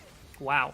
Yeah, you see, Gnar gets just completely shut out of this one. This is the TP from Spearaxe, where he finds two with the Gnar ultimate, which is huge. But again, I think my apologies, with Chippies who did that. Spearaxe was the one keeping Gnar out of everything, and right there, the ultimate had to be burned for basically no, actual play. So Azog was pretty safe the entirety of this fight. Chippies was uncontested with going into backline. There was no real front line to work with here. Spearaxe with the hero play under the tower looked pretty nice, but didn't actually mean all too much. But Maryville, with the massive win in the team fight, was humongous. And a lot of it was due to these two members that have pulled so many resources so far. Between Chippies and Spearaxe, these solo laners looking really good today. Constantly just able to lean back on their prowess as well. And remember, you talked about the Ziggs being able to impact things from across the lane. Well, it also makes it a lot less impactful when he gets zoned out of fights, as opposed to when Short Hop is. Because when Short Hop can't auto, you're likely not winning that one. But when Azog can't auto, it doesn't really matter nearly as much, because he's got so much safety, and even with the ability to put out the damage from long range, everybody else being up in your face means that it's even harder to focus that Ziggs. And now, though the gold is only 2,000 to 3,000 apart, it feels like a lot more to AOE randoms.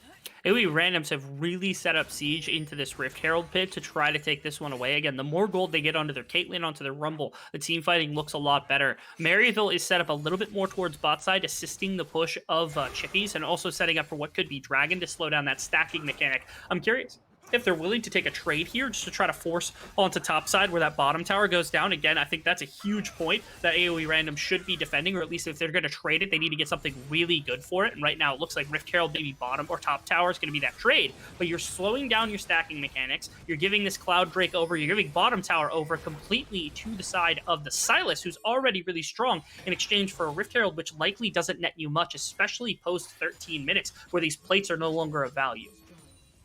And the small amount of gold that you're going to get from that, and the small amount of pressure. What's up? What's up? That was mildly disrespectful, because everybody could have been in that jungle right there. There's no vision. You know what? They're playing with a little bit of confidence. They got the wallets here, and while it might not be slap level just yet, maybe it's a small amount of teleport disrespect level. You got to test your limits, right? And the fact that Maryville even got away with that is something that, well, they might not have consciously thought about it. They're gonna remember and maybe be able to push their advantage a little bit more into the random. Maybe it was the Rift Herald that, like, it prompted him to be able to do that. And Shady was in the area, so, like, it probably wouldn't have gone too badly even if there were 5 members there to force. But still, something like that always catches me off the guard, because, like you said, it's confidence coming out from Azog. Doesn't matter if they get a bunch of people into that top side, end up pushing that down, then Rift Herald to stay there. As long as they clear the wave, as long as they do some damage to some members, the rest of the team is going to be able to stamp that push off, and it's not going to mean too much in the end game. And now, again, I'm still questioning whether it was worth the teleport just to contest that wave. I know they were thinking what I was thinking, where it's like, okay, they're going to go from Rift Herald immediately into that top lane, look for that tower trade, and they denied that to some extent, but that was never the play in the first place, so it doesn't matter. Nice flash kick. It's really nice, and though they might not end up getting this kill, never mind, Bomb coming in should secure this. The thing that really stands out to me here is the fact that Odd Orange has gone for it. Chippy is, of course, able to back him up, not going to get the kill in return, though, as Leo plays around the edges of his range. But if Odd Orange is the one walking into your jungle, remember what we said about the indicators of success for this roster. The confidence from him tells us all by ourselves that Maryville knows so hard that they're winning this game. They're ready to start fights. They've definitely got enough with the combination of Lee Sin and Sylas to put some legitimate work in pretty much anywhere on the map. Spearaxe is heading into this bottom side to catch this wave, which is nice. Just keeps getting shoved in. It feels like there's always 2 pushing waves and 1 non-pushing wave. Wherever Chim's at is pushing for the side of AOE Randoms. The other 2 are pushing for Maryville, because Azog just rips waves apart with these bombs on Ziggs, and it makes it very difficult for Caitlyn to do anything. Look at that right there. Third of the health bar gone with 1 Q. That's 1 ability. When the ultimate gets dropped too, you know Azog has some legitimate threat into this Caitlyn pick that has been kind of the Lich Pin. It's supposed to do a fair amount of the heavy lifting within team fights for this AOE Random squad, and especially when they set up their own like little siege, they bunker in around some of the objectives. It's supposed to do a lot of the damage to these single targets that go in, things like the Lee Sin, like the Renekton, but they're not quite far enough into this game to where that Caitlyn can really shred through the front line and play a front to back team fight, which is why AOE Randoms have played a bit more passively, kind of on the back foot a little bit, looking for some picks, not really looking for too much, playing for the gold that they're allowed to get safely rather than looking to advance their advantage. Wow. This is tough, though, as Short Hop has put himself in a little bit of a difficult position, although it looks like he might get out alive. The trap is actually doing a lot of work and able to play fancy feet around Odd Orange. Not going to last forever, but still going to make this a trade that actually is to the advantage of AOE Randoms. Really nicely played right there from the side of Short Hop, because he was able to get far enough behind the tower where like it's way too deep. The rest of the team comes in and supports, and it's a defensive play from AOE Rams responding. I like this flash from Shady because it almost nets a kill off the back of just the initial play. And the rest of it doesn't matter too much. That's Spearaxe jumping up from what seems like nowhere. Okay. He's vibing. He's just hanging out. He's vibing in the jungle. Exactly. It's like, check out how chaotic this is, and then how calm you can be on the Rift as well. 2 different modes of travel. It's a tourist destination for everyone. I think our observer was just flaming Spearaxe for not being in that fight. I like to think that's what it was instead. So put the blame on him. Time to figure out what our observer was mad about in 2021. He's angry. Spearaxe not picking the right champions. He's not playing LeBlanc. That's the problem.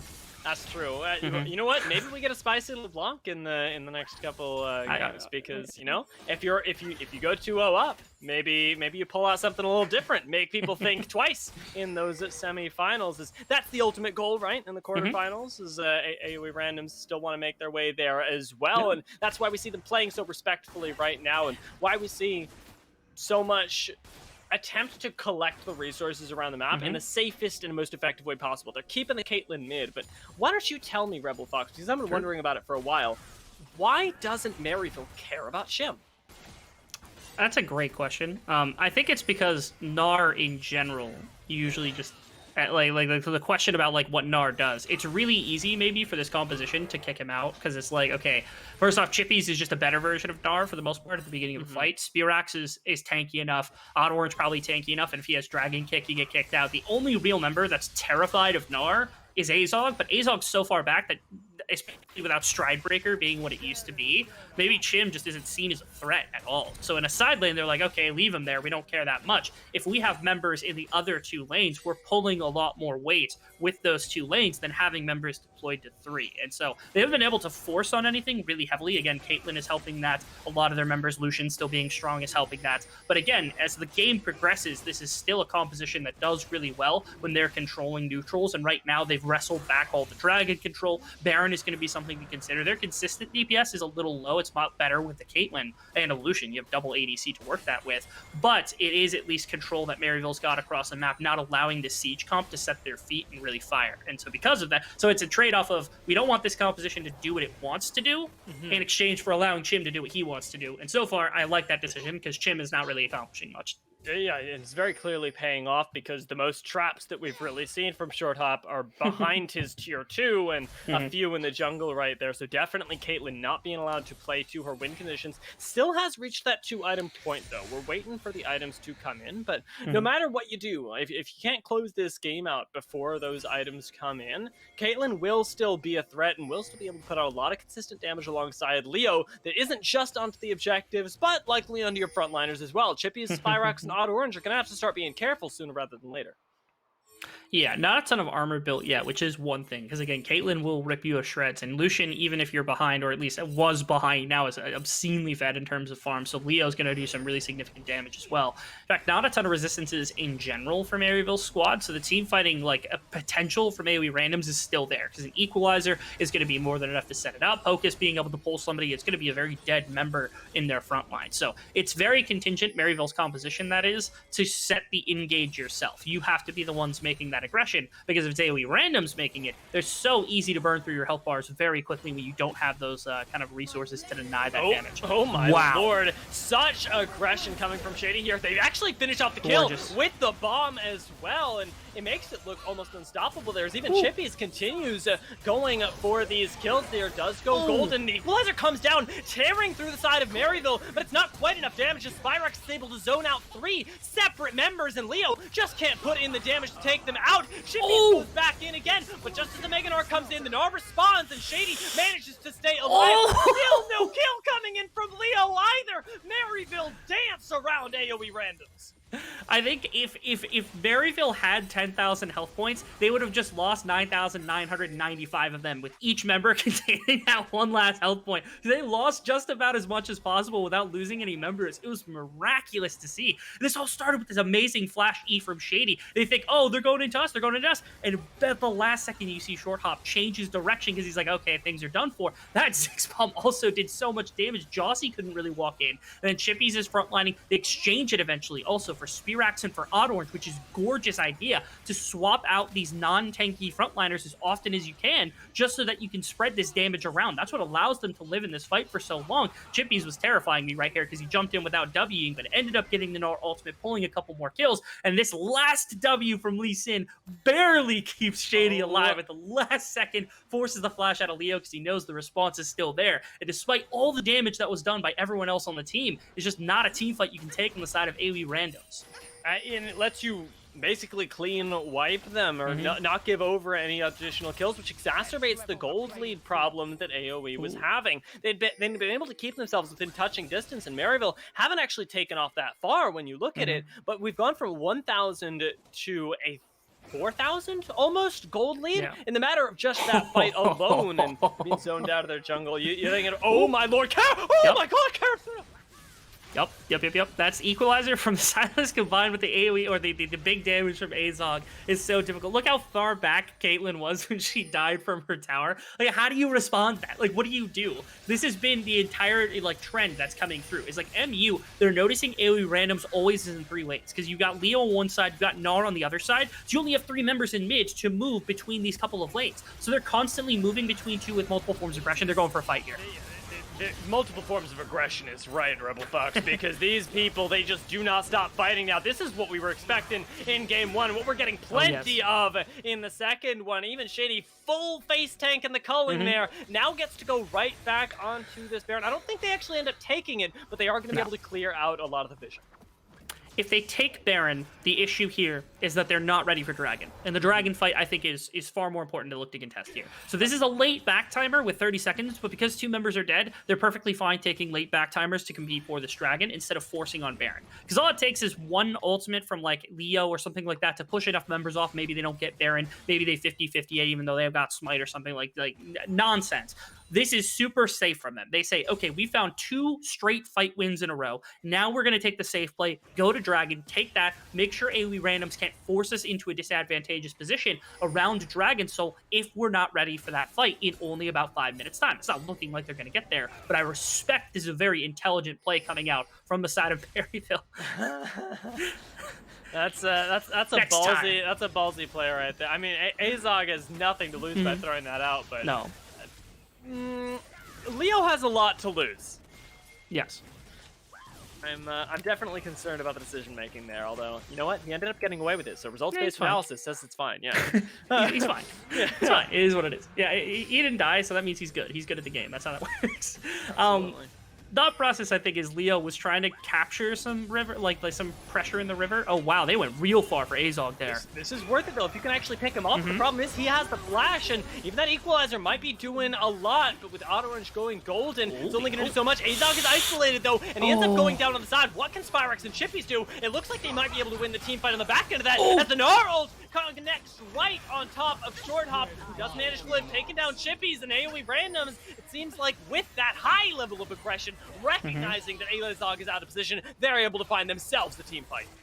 Yeah, it was very safe. Okay, this is not done yet. They're gonna go for a bit more of dive. They want more. I don't think they should be the end. Get it. There's plenty of mobility here. Maryville, they get to juggle those health bars, although they might be able to get a nice chunk onto the mid lane tower because, whoo, my lord, Shim is constantly looking for it.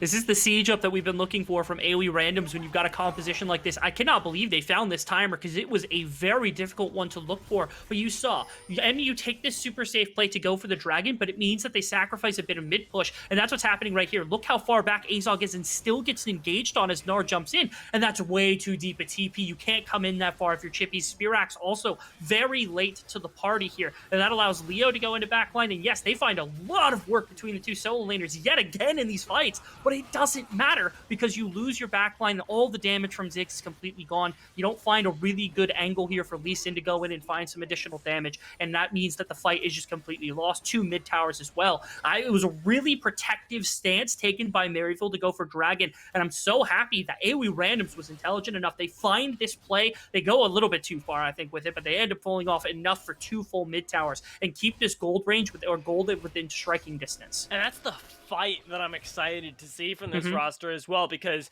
after game 1 and going through 27 minutes of game 2, a lot of rosters that maybe hadn't been in this position before would have given up. They would have been like, Maryville is just outplaying us. They wouldn't have gone for these plays, but instead, being able to find those small advantages puts AoE back in touching distance and makes this Baron that much riskier for Maryville. I'm surprised to see them going for it. It does. They do still have really solid team fighting, especially Chippies with Gnar ultimate here is really easy to access. And it doesn't allow them. Here we go, Shady into the backline. Oh my lord, that bomb does so much damage, but watch Short Hop is still alive. Unfortunately zoned out of the fight, however, as the Ace in the Hole connects 1 kill. Everybody else is having a great time on Maryville as they just continue to walk down the members of AoE randoms. Caucus and Short Hop are going to be able to survive, but it is not by any means a happy thing for AoE. Not at all. The best part about this is super decisive from the side of MU, where it's like, if you allow AOE randoms to be in the pit themselves, super hard to get in and break that entrenchment, right? But you also can't let them sit outside the Baron buff and just throw Caitlyn shots and like equalizer and things at you. So as soon as you see an opening, immediately the fight comes out and they're able to secure their Baron and a big fight win over top of their opposition. They just threw a little bit of a fight, gave a lot of gold back, so they're responding in kind by taking it back for themselves. Yeah, I want to take a look at actually how exactly they managed to engage that, because going from Baron is such a difficult thing to pull off in most circumstances, because it does tend to be a little bit of a split call, and I was expecting Maryville to, I'll say, be a little bit more disjointed in these team fights. We've seen a lot of Chippies and Spyrax grouping up really well, but that was an everybody at the same time level collapse. I think it was Leona that did a lot of that work within the confines of that fight. It started off with Shady. That's what allowed the bomb to come in. And even if they walk away after Jossie dies and they're just like, okay, that's enough, immediately Baron no longer becomes a flip play. And you're going to see that pretty much immediately, because I think Shady swaps from going onto short hop, as he has in every single other fight, to going onto Jossie. And right there, yeah, the perma-stun to find it immediately. Damage also onto 3 members, which is huge to start with. There was a bit of counter. I didn't even notice the Q onto Leo in the middle of that fight. That's gorgeous to play with. And then Chim tries to disengage with a good ultimate. Chippy's got one of his own to be able to move into this pit. And a few members going down. There's nothing Pocus, or Pockets, my apologies, and also Short Hop to do with this Caitlyn and Nautilus on the bottom side. So while a ton of this gold has been funneled into the Caitlyn to try to get it ahead, while like the Rumble is super powerful, they get engaged on so quickly by Maryville. There's no play to come through. And we spoke earlier about the difference between Caitlyn and Ziggs being so crucial here, that when Caitlyn is zoned out of a fight, you don't have a fight. And when Ziggs is zoned out of a fight, you actually have the ability to fight back. We don't even see the zoning on Azog there, but it's never been more clear to me that you need Short Hop to be set up for. And unfortunately, he's always on the back foot. Right now, coming around the side here, isn't even going to be in time, as his jungler just disappears like a magic trick in front of a Spyrax is able to find the kill onto the AD carry, who couldn't get involved, and it's just a ripping apart of AOE randoms. Extremely good on these engages, man. The Leona has been amazing, as has Odd Orange, as has Chippies, as has Spirax in these fights. I want to give a ton of props to Shady, because time and time again, he's been able to find these... Oh, okay, Odd Orange just got did dirty by our observer, showing us the flash E into a completely bare brush, but it doesn't matter because his team's winning on the opposite side of the map. They're going to bring down the Gnar, and it's 2 games in a row now. Maryville has looked good. There's a lot of fight in AOE randoms. You can see it, but Maryville's just not giving them anything. All right, well, it's the 1v1 to claim the win there. The Guardian Angel does get popped. Can they save him? And it will be the team coming in clutch to keep Odd Orange alive and put themselves up 2-0. Extremely well played. Again, decisiveness, and also that engage coming into this kind of more bunker type composition where you want to get the Caitlyn and the Rumble in good places to set up. This never happened. The one good fight from AOE randoms was in a really good timer for themselves, where they find a lot. They burn a bunch to get into the backline and push off Ziggs. And after that, like you said, when Ziggs is in the back of a fight throwing in bombs, Caitlyn can't respond in kind. There's nothing for you to do. That front line was too fed. Everybody of that engage was landing on every single member that mattered, and Maryville just completely ripped that one away in far more dominant fashion than in game 1.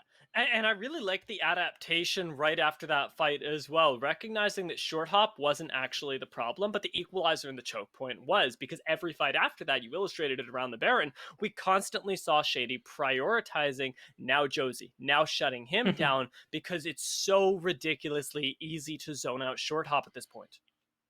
It was fantastic, the number of ways that they had to also do that, because sometimes it was like the Silas who was jumping in, sometimes it was Leona. It was most often Leona, but you also even had like Renekton challenging into the backline a lot of times, throwing his body into multiple members to force them in directions they didn't want to go. Lee Sin did it a couple of times with kicks as well. It was everybody on Maryville contributing a very large amount of these team fights and focusing down the proper target in kind. And so now AOE randoms, we're back to you, down 2 games.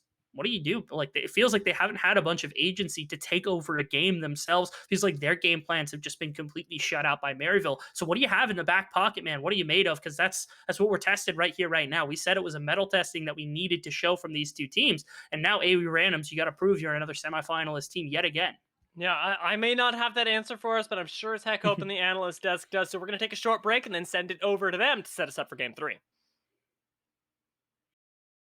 Yeah, it finds this roam timer very quickly. I'll get to that in a minute.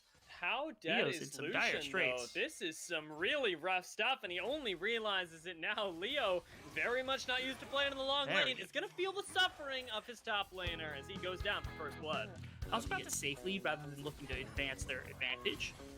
Wow. This is tough, though, as Short Hops put himself in a little bit of a difficult position, although it looks like he might get out alive. The trap is actually doing a lot of work and able to play fancy feet around Odd Orange. Not going to last forever, but still. Those kind of resources to deny that damage. Oh my lord. Such aggression coming from Shady here. They actually finish off the kill with the bomb as well, and it makes it look almost unstoppable. There's even Chippy's continues going for these kills. There does go golden. The equalizer comes down, tearing through the side of Maryville, but it's not quite enough damage as Spyrex is able to zone out 3 separate members, and Leo just can't put in the damage to take them out. Chippy goes back in again, but just as the Mega Gnar comes in, the Gnar responds, and Shady manages to stay alive. Still no kill coming. Me that you need Short Hop to be set up for, and unfortunately, he's always on the back foot right now, coming around the side here. Isn't even going to be in time as his jungler just disappears like a magic trick in front of a Spyrex is able to find the kill onto the AD carry who couldn't get involved, and it's just a ripping apart of AOE random. But it doesn't matter because his team's winning on the opposite side of the map. They're going to bring down the Gnar, and it's 2 games in a row now. Maryville has looked good. There's a lot of fight in AOE randoms. You can see it, but Maryville's just not giving them anything. All right, well, it's the 1v1 to claim the win there. The Guardian Angel does get popped. Can they save him? It will be the team coming in clutch to keep Odd Orange alive and put themselves up 2-0. Extremely well.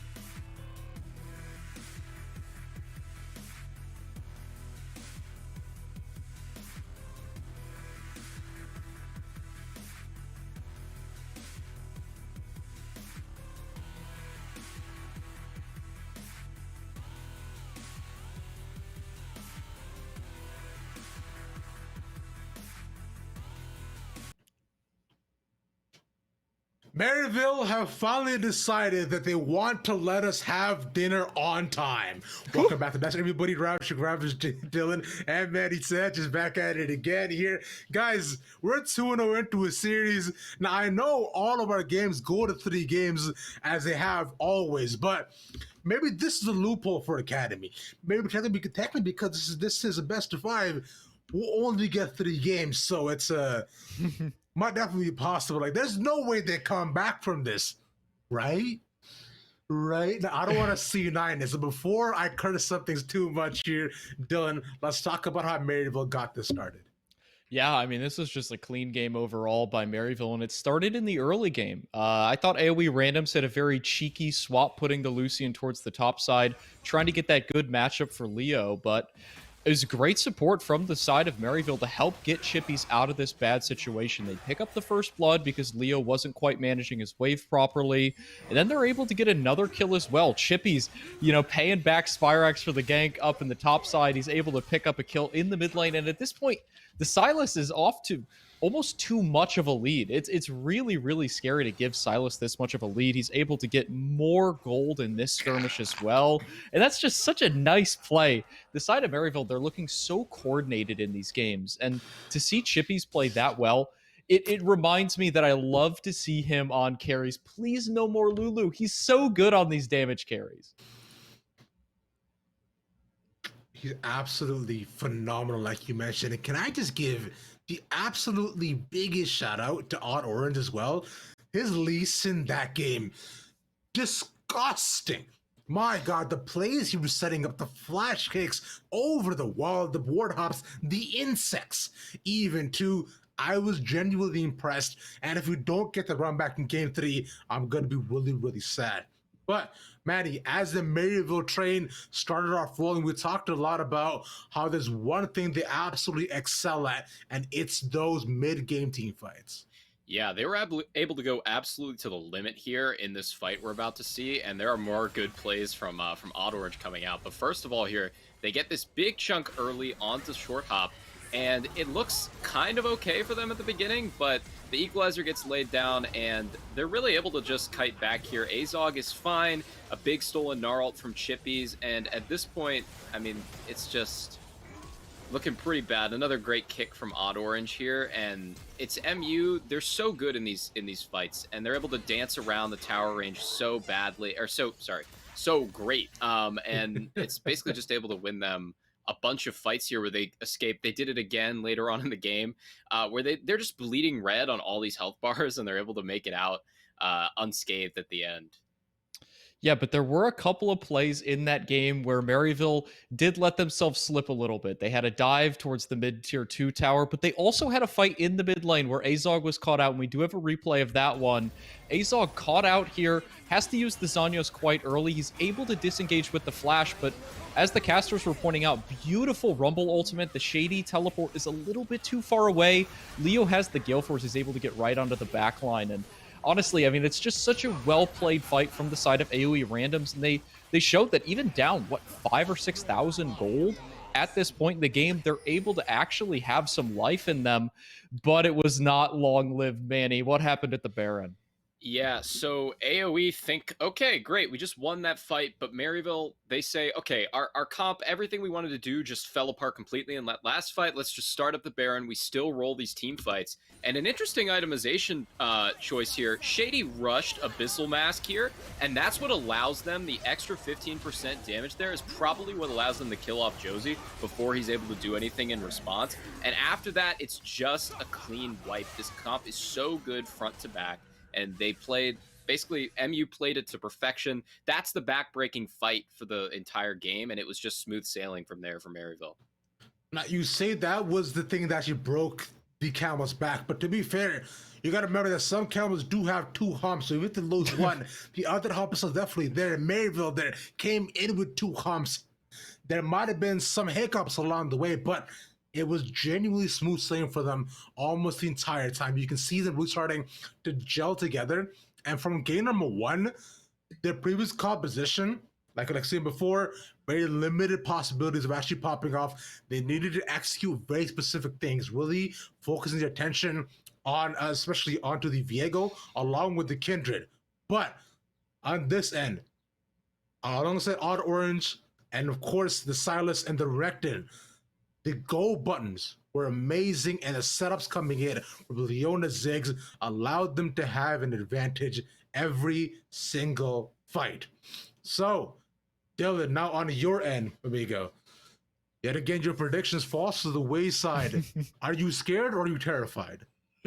You know, Ravish, I'm going to play both sides again. Like you said, I mean, MU's trying to get us to an early dinner. It's 7:05 where I am right now. If they win game 3 in convincing fashion, I'll be able to eat dinner at a pretty, you know, regular human time. But I don't know. It's a win-win, right? So we're either seeing a reverse sweep, 5 games, really, really intense, close series, or we get to go home early. For once on the Academy channel, we finally get a series that's a convincing one-sided win.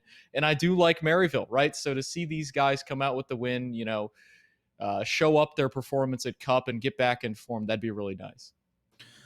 To be fair, look, I understand you like man, you're also a coward, which so you want to just play back and forth between it. It's not cool. I don't appreciate it, but I understand, right? You know, your dinner is there, and we all could use a nice little snack. But the only thing I'm trying to feast my eyes on really is some more of these beautiful games here. So many. I know we're on the same side, but for AOE randoms, like it's not as though they look completely down and out, do they? I would say that they would have a much better chance if they ban the Ziggs. Like, please, AoE randoms, ban the Ziggs, get it out of there. Azog is way too good on it, and it's way too good on this patch. That champion has been really obnoxious. They got rid of it in game 1.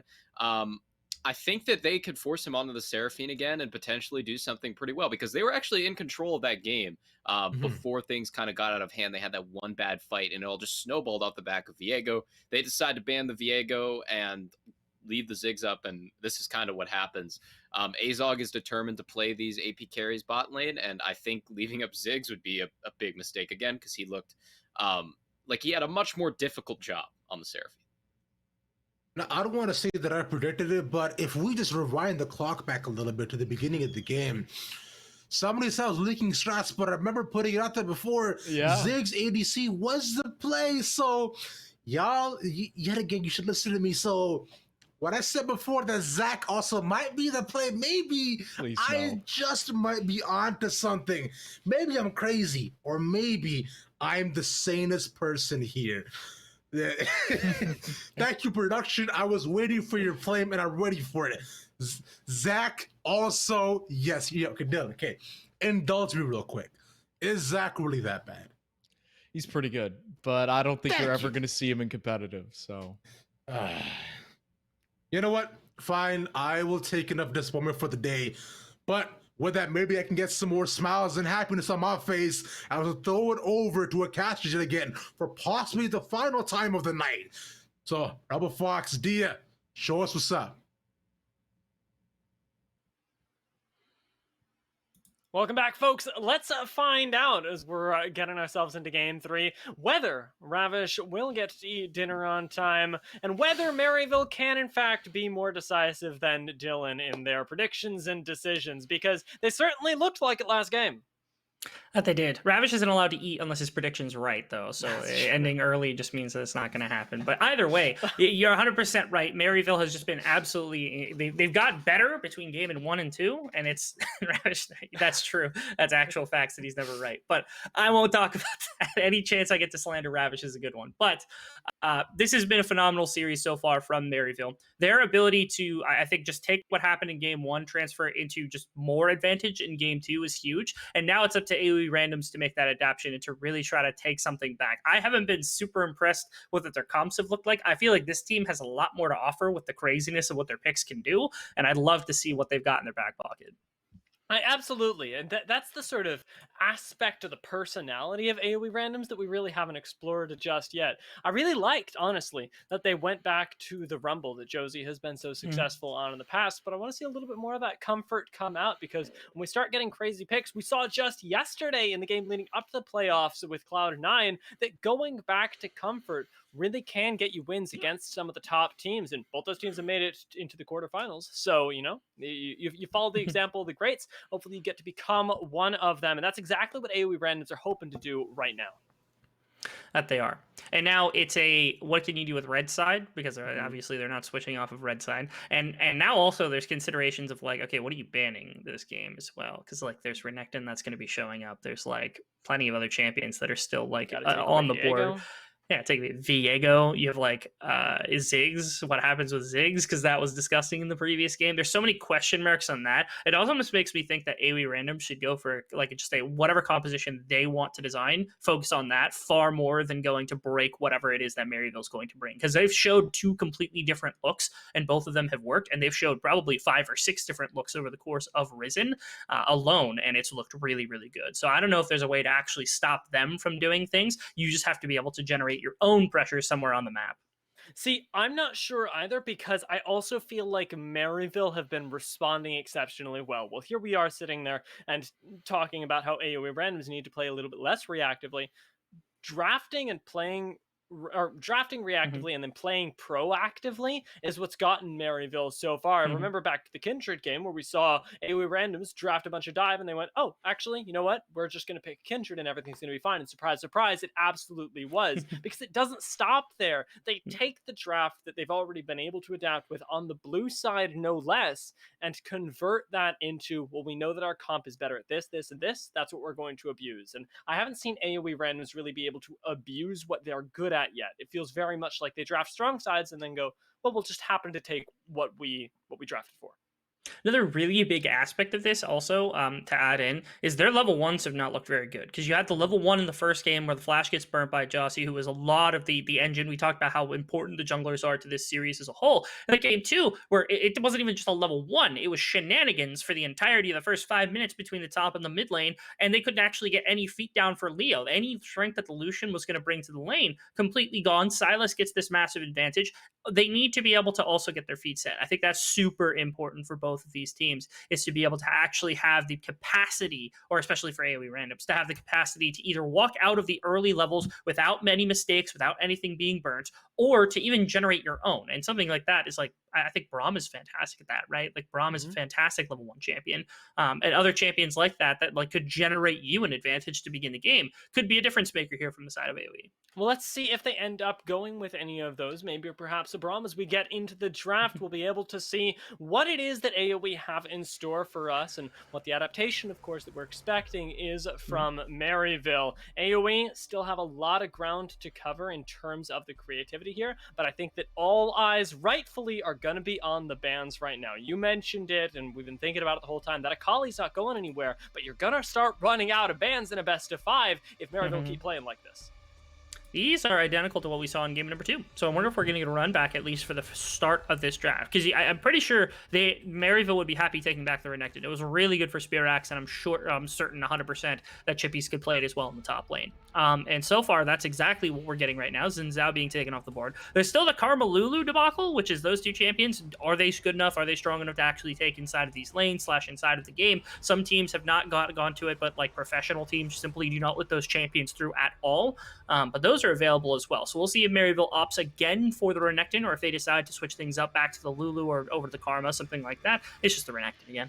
Yeah, I mean, I like the Renekton. It was very clearly effective, and it can be flexed around in a way that is problematic. And I really like the adaptation from AoE picking up the Ziggs. My question to you is, why not pick the Ziggs first?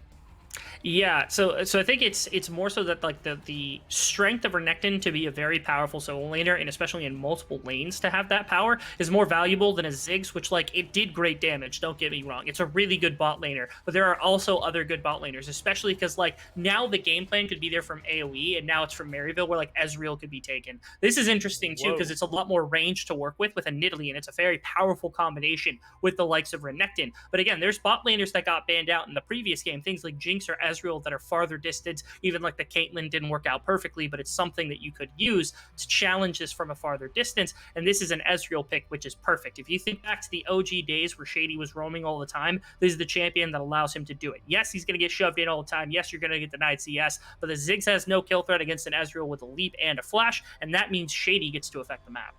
And doubling down here with the Nautilus in a lane where you already don't have kill threat indicates to me that, I mean, it's not that AoE are just sort of going in with blinders on. They're very clearly aware of what Maryville are doing. And this Nautilus probably isn't so much for the Ziggs as it is to help support Leo.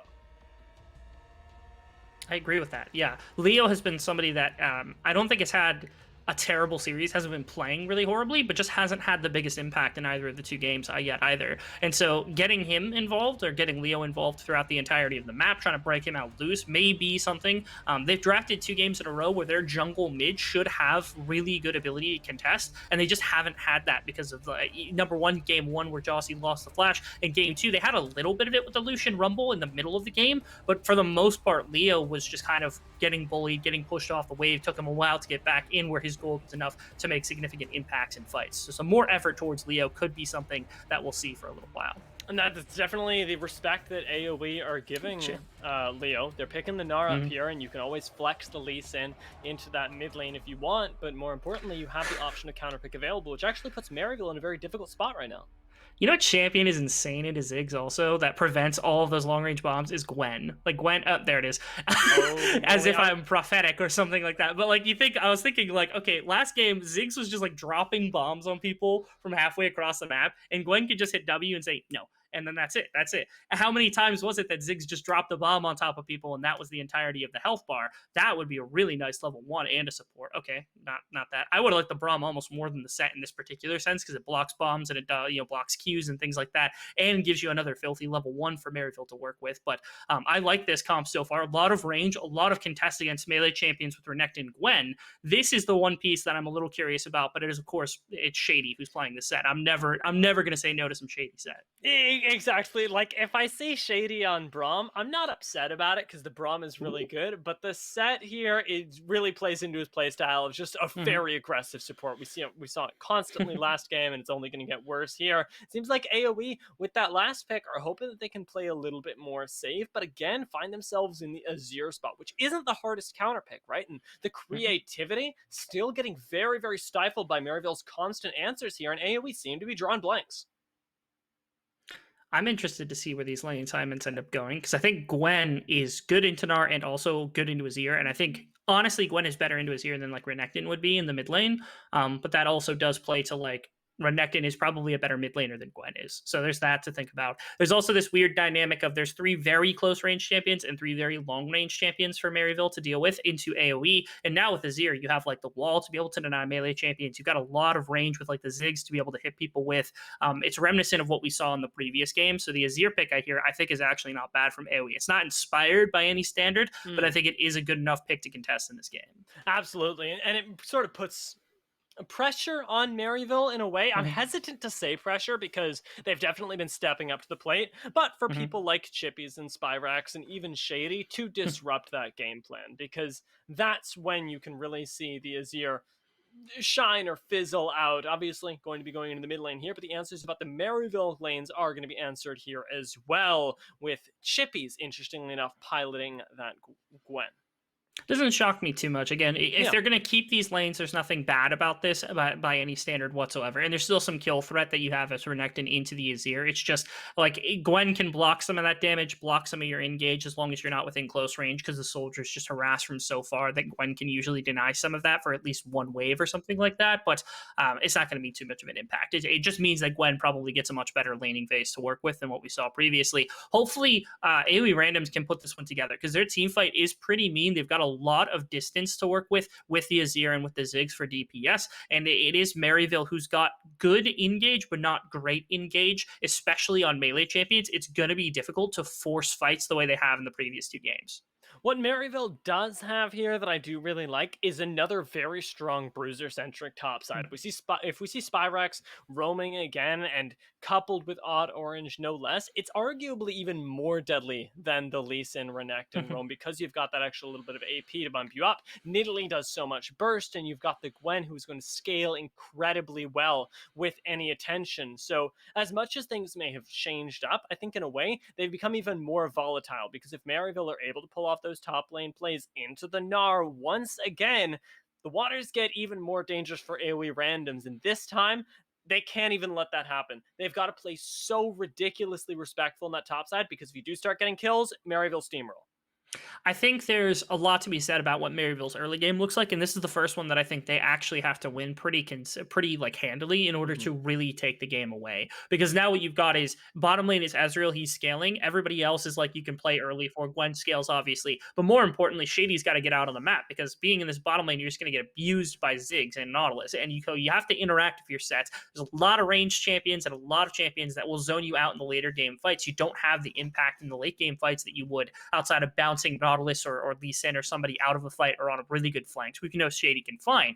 But this early game playing to this Nidalee Renekton, if that gets shut out, something like that, all of a sudden with Azir Ziggs being able to put in damage up against an Ezreal and a Nidalee, I think that's actually super favorable from the side of AoE randoms.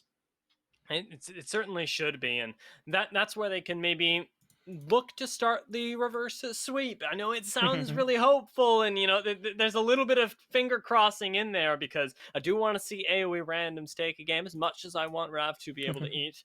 And like, the fact is that in the quarterfinals, to have both these teams come so far and then have one of them be sort of drop kicked out would be really disheartening, as good as it would be for Maryville to really cement themselves once again in the tier 2 scene. Yeah, and especially if they're able to walk through this and then they get into their finals or their semifinals matchup and they win that too, it would give them a really good ballast to be one of the top teams. Because obviously, placing pretty much the bottom team in Challenges Uprising, it gave them very little points towards proving grounds, but also it just doesn't do well for your mental. And so, coming in with a rebuilt roster, being able to do these kinds of things, being able to compete at the semifinals, the finals, it gives you confidence. It gives a lot of the people who are watching a lot more confidence in your play. I think we should bring up the fact that last game we had this weird zoom in on Renekton out of nowhere, and this was because our producers were realizing that it's not actually a crocodile, but instead a man in a crocodile suit. Which is just I don't know what producers are thinking during the course of these games. Okay, they're showing us summoner spells behind everything, but I don't these people they're ravenous. Okay, the producers are the most ravenous human beings on the earth. They actually are. They're cracked out of their minds right They now. are. Because, oh my lord, Whoa! the ward to the blaze! Look at the duck! Look at the moves! Holy moly, the duck. It's going to outplay all of us. Everybody on the Rift. And you know what? The fact that we have the time to focus on this lets me know that Maryville probably not going for those level 1s. I didn't even know there was a frog I didn't even there. know there was. I didn't know there was. Look at that, smurfing producers telling us where things are right now. Notice also one of the most important things about this is not only are we learning where all the animals on the Rift are, but also there wasn't a level 1 until right there where Chippies decided to change things up for 1 second. But it means that there was no level 1 game plan for Maryville. They didn't try for any sort of invade. They just went to their normal pathing, went to everything being in standard place. Also notice Nidalee didn't get a leash either, which means that Chippies is just going to be able to stay in lane, get that trade off pretty effectively, but it is going to be slow for Nidalee getting out of this jungle clear. And the one advantage that you have for a no leash is, I mean, besides Chippies being able to get to lane really nicely if you want to start top lane, is that there's no data on where Odd Orange is. It's very difficult to predict the pathing, especially with very few wards coming out at the level 1. And AOE randoms are going to be a little bit lost here, and never is that more important than when Maryville have that comp that needs to get ahead. Notice also, if you will, there's a Raptor ward right here for Maryville, which is super important because if it catches Jossie, there's these weird pathings that Lee Sin jungles have right now where sometimes you will cut camps just to make sure you can get into lanes faster. If this catches Jossie on these Raptors and they know it's going for a full clear, it's going to be a lot easier for Odd Orange to know where that's going to end up or where this Lee Sin's going to be when you come through. Notice how far out Jossie actually just moved, skipping that Raptor camp. So they didn't see him on Raptors. They know there's something going on right now. Those are pro-level plays right there just to play around the vision as we're going to get actually both junglers with a big miss on the data there. So even perhaps people like Azog and Shady going to have to play a little bit more respectively. And Chippies, who's pushing in that top lane right now, going to maybe play a little bit more on the back foot, knowing that that Lee Sin could show up anywhere. I'm curious about the Ghost take because I've seen a lot of that, but Shady is going to stop my points here, stop my question, and instead suffer quite a bit at the hands of a gank. That's what you get for not having any data on the Lee Sin. That's a lot of skip camps. You do realize that it was Krugs into Red into Gromp into bot lane, which is insane to think about just how many of these camps were missed right there by Jossie. All worth it now because of the play that had come through. If that ward had spotted out Lee Sin, this would have been a workable play, but because no one was there, how do you actually get out of this situation? Shady, doesn't have flash, has been using Hex Flash, can't do anything. That's just Jossie playing super well. That's why you make these weird cuts sometimes and stay away from some of your camps if you're Lee Sin. Leo slid around that spear. Spyrex, what are you doing? He has to flash away there. He knows 3 people are in the mid lane, and you gotta teleport, you gotta flash. It's not the worst thing ever, but it's a very spooky position for Renekton to be testing himself in at this point, and maybe that's what AOE are going to be able to prey on, because you see Jossie preying on the aggression of Shady right there. He might be able to do it for the entirety of Maryville. Even Odd Orange is getting really cheeky right now. Yeah, you do now have not only a Gwen who's on a flank, one of the better flanking champions, but Oh my you've got God. everybody behind them as well. Pocus! Only level 3 No. right there, gonna go down, so the aggression very well warranted with all of that backup, in this case at the very least, and it evens us up on the gold front, actually putting Maryville at a small advantage, while Shady, with his unbridled aggression, continues to just walk it into the top lane.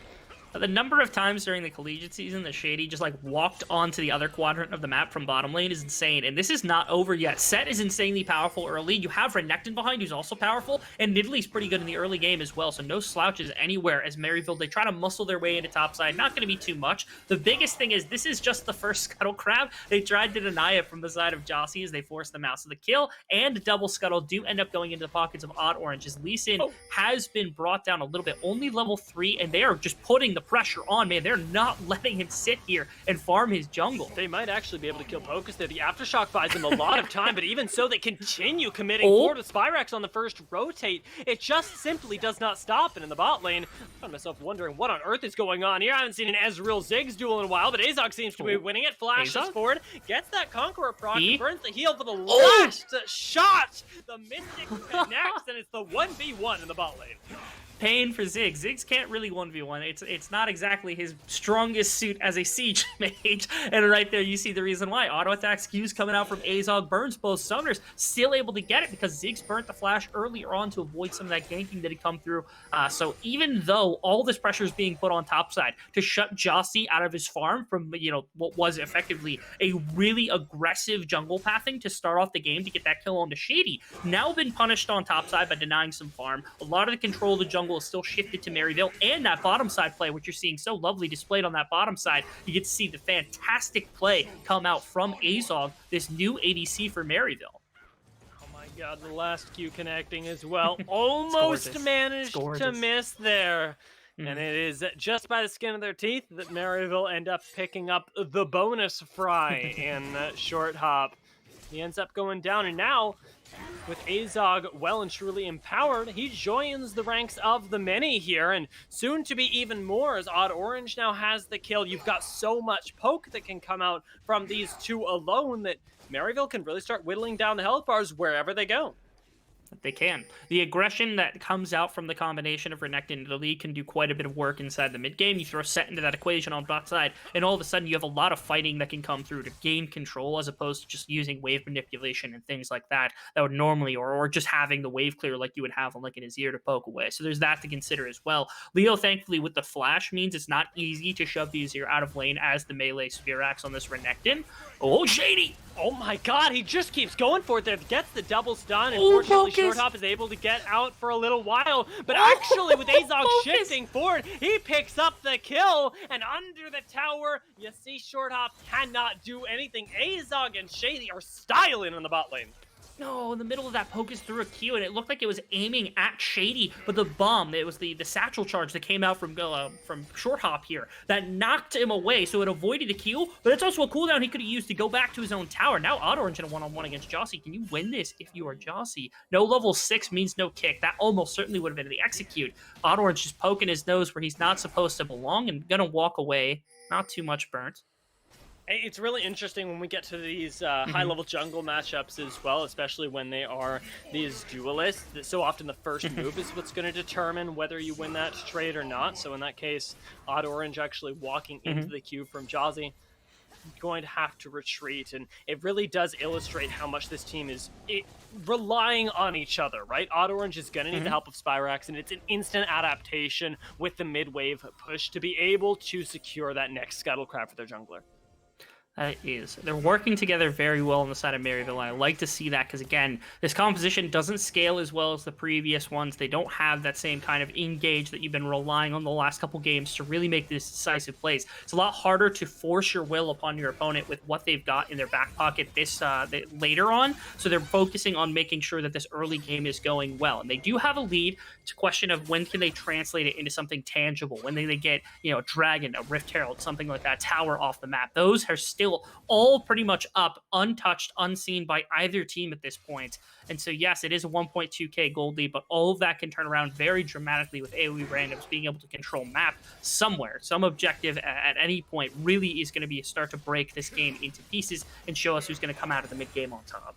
If I'm Maryville right now, I'm honestly not even that concerned about the Dragon. The first Drake is a Cloud Drake, you can leave that be, but the Rift Herald will get you so much more gold, and that's what you continue to farm up in these lanes. Shady, even continuing with the aggression right now, might take down Short Hop one more time, but the auto not quite going to connect. Even the Mystic Shot not going to do it with Spyrex down here. He's going to be the one to clean up the 2 kills at the tower.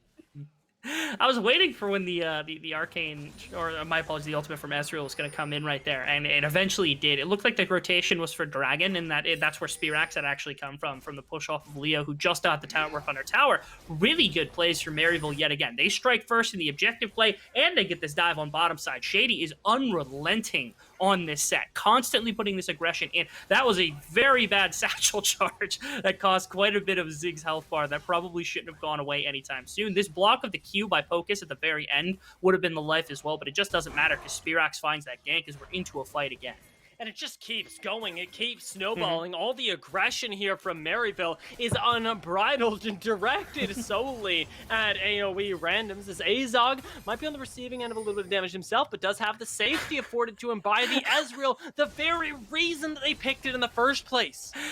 Azog is level 8. That's how much Shady's been out of this laning phase.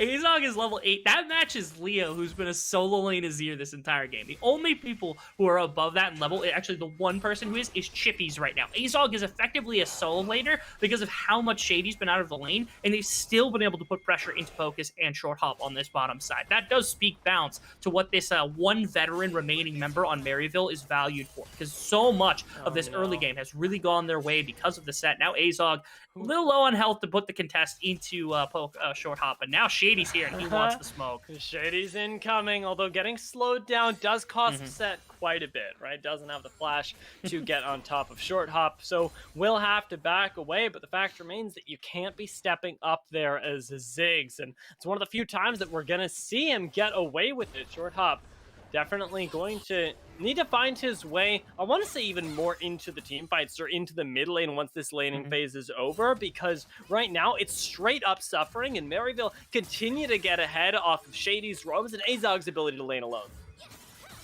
They are. They're doing very well for themselves, being able to generate these advantages just through bottom lane. Also controlling first objective is nice. This is huge from Spirax. All right, ultimate misses, but I'm pretty sure it doesn't matter.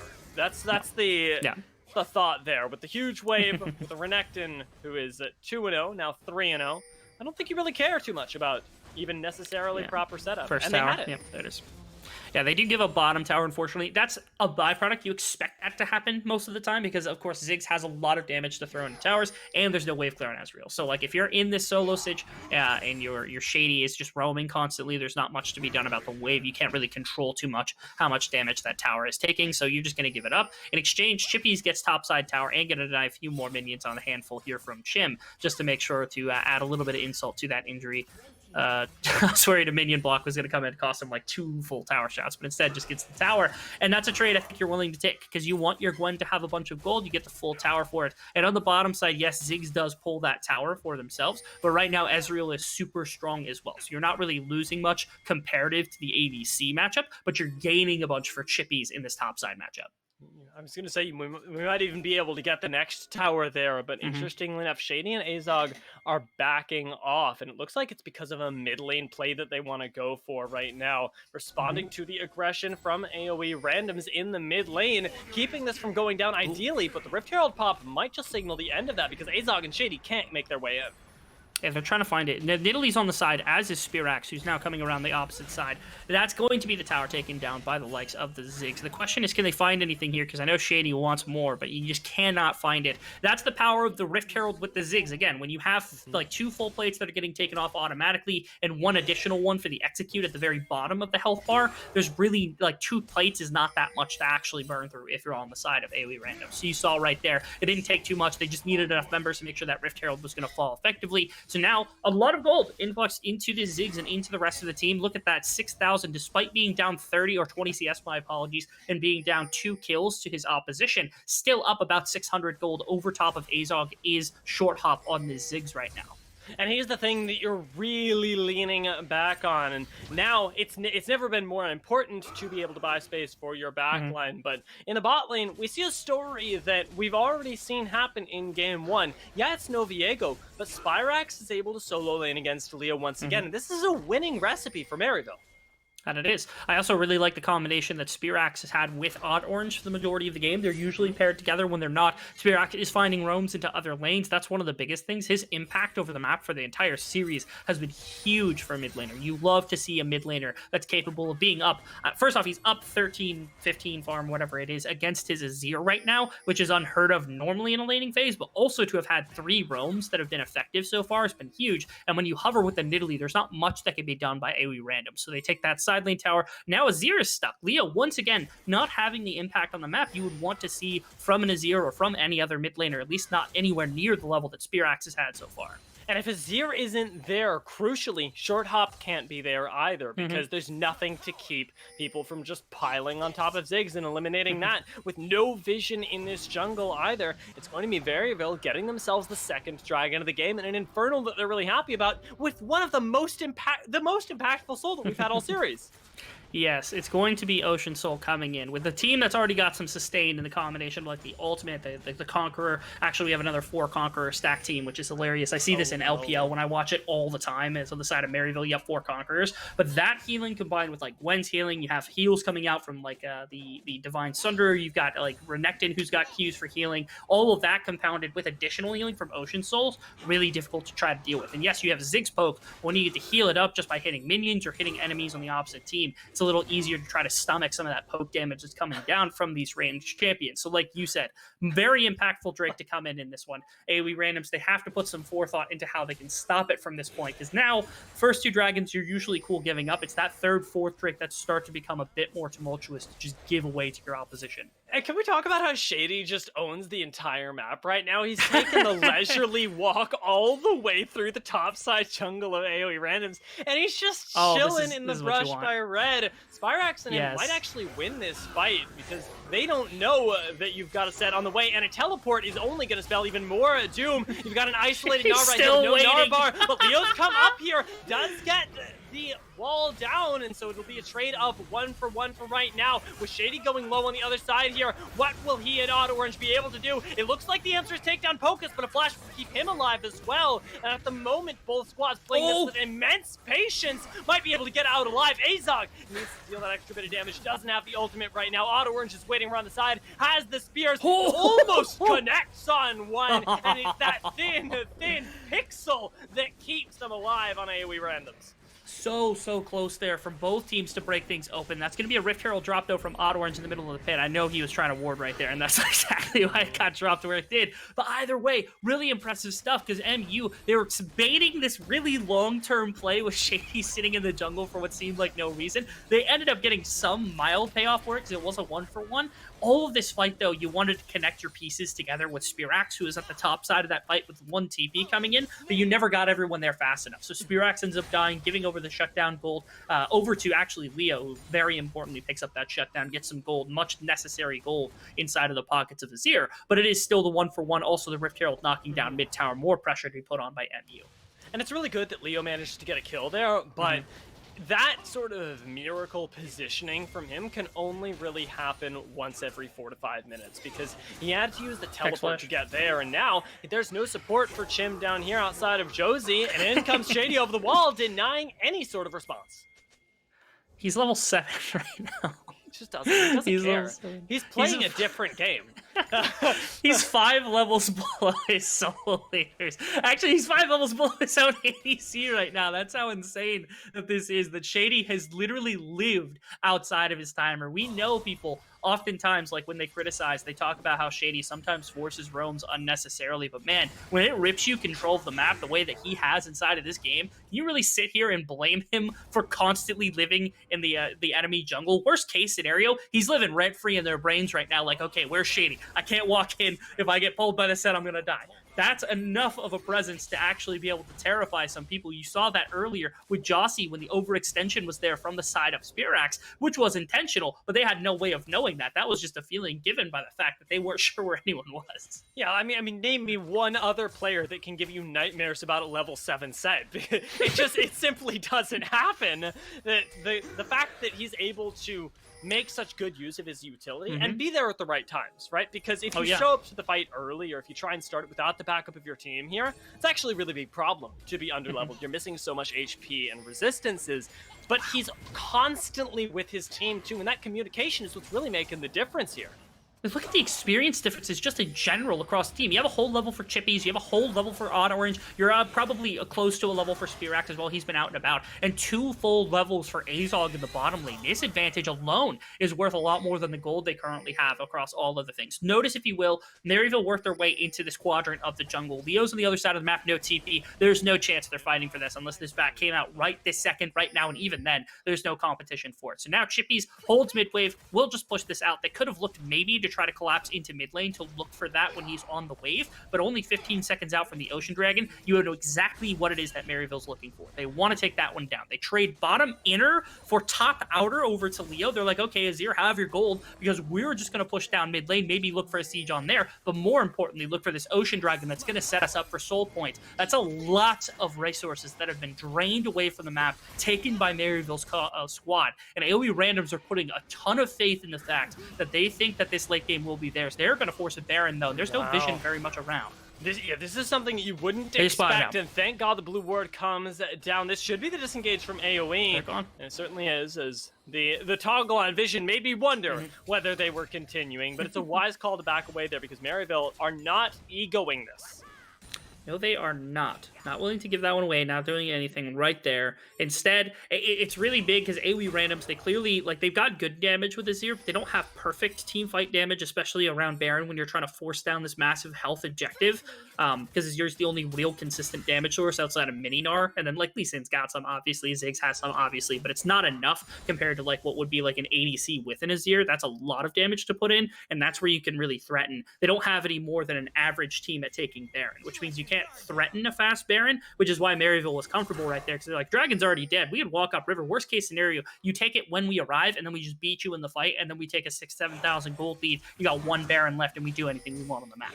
It's ridiculous, actually, how much control Maryville have, and it's soon to be control over AoE randoms, if you wouldn't say that it isn't already, because not only are they telling them what they can't have, but very soon, they're going to be telling them where to be. In 3 minutes, 45 seconds, that next dragon comes up, and if you're not fighting it as AoE randoms, you're conceding the game. And the line between those two things is very, very thin.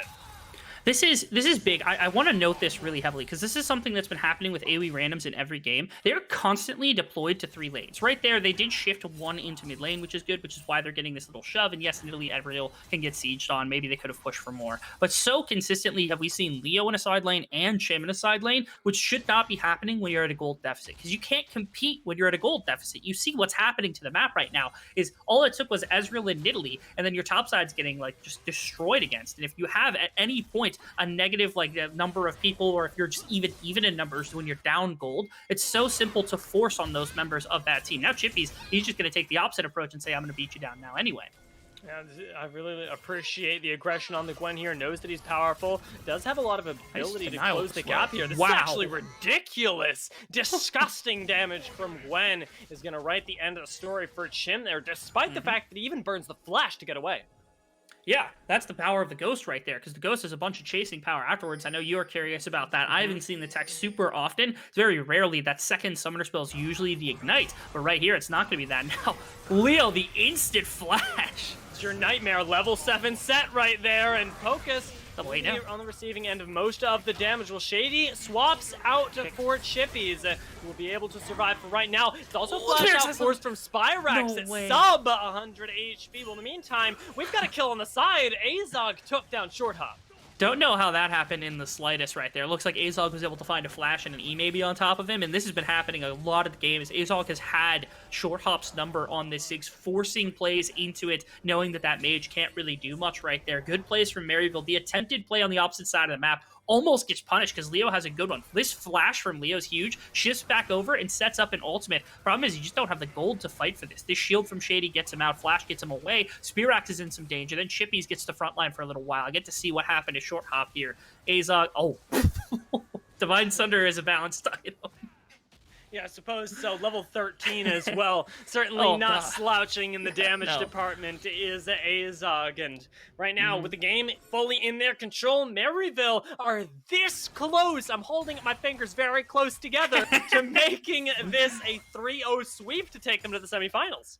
That they do. They're so close to making this one happen. And you know, 1 minute from now, Ocean Soul is going to be up. That's a big win condition. I almost think that AoE randoms would be better off not forcing to fight for it, only because their composition, it still does scale well. When Ziggs gets to 4 or 5 items, he starts to become an absolute powerhouse, can start to burn through the healing when there's not much to access. Leo still has scaling and room to grow because there's no attack speed, which really ramps the damage of Azir when you get some of that into the back of your pocket. And then, of course, like, you still have frontline that can be built from Focus, from Chim, that kind of thing. And this is still a composition without a ton of forcing power, right? On the side of Maryville, if you don't have a very deep Shady who's capable of fighting, exactly like this situation right here, or you catch him out in the process, there's not much for you to do. Like, there's now no actual enforcing CC to get a fight that you really want on the side of Maryville. What's that copy pasta? If Shady has 1 million fans, then I am one of them, or something Yeah, like that. That's what I'm feeling right now. Because despite the fact that he died, I mean, man, the aggression is unrelenting, and it has to be right now from AOE. It's one of the few times that they find themselves at a numbers advantage, and it couldn't have come at a more perfect moment either, as the dragon has just spawned. But unfortunately, because Shady's under level, he actually gets a faster respawn. Here it is. Gwen is the best flanking champion in the game. So if these two can push them back into Gwen, this is a really good position. Not to mention, look at the opposite side of the back. Spearaxe is still pushing, forcing the Gnar away. This is just a 44 when Sat arrives. That's the TP coming out right now. Chippies is just going to chew through them as well. Short Hop is going to go down, and they get the Ocean Drake on top of it.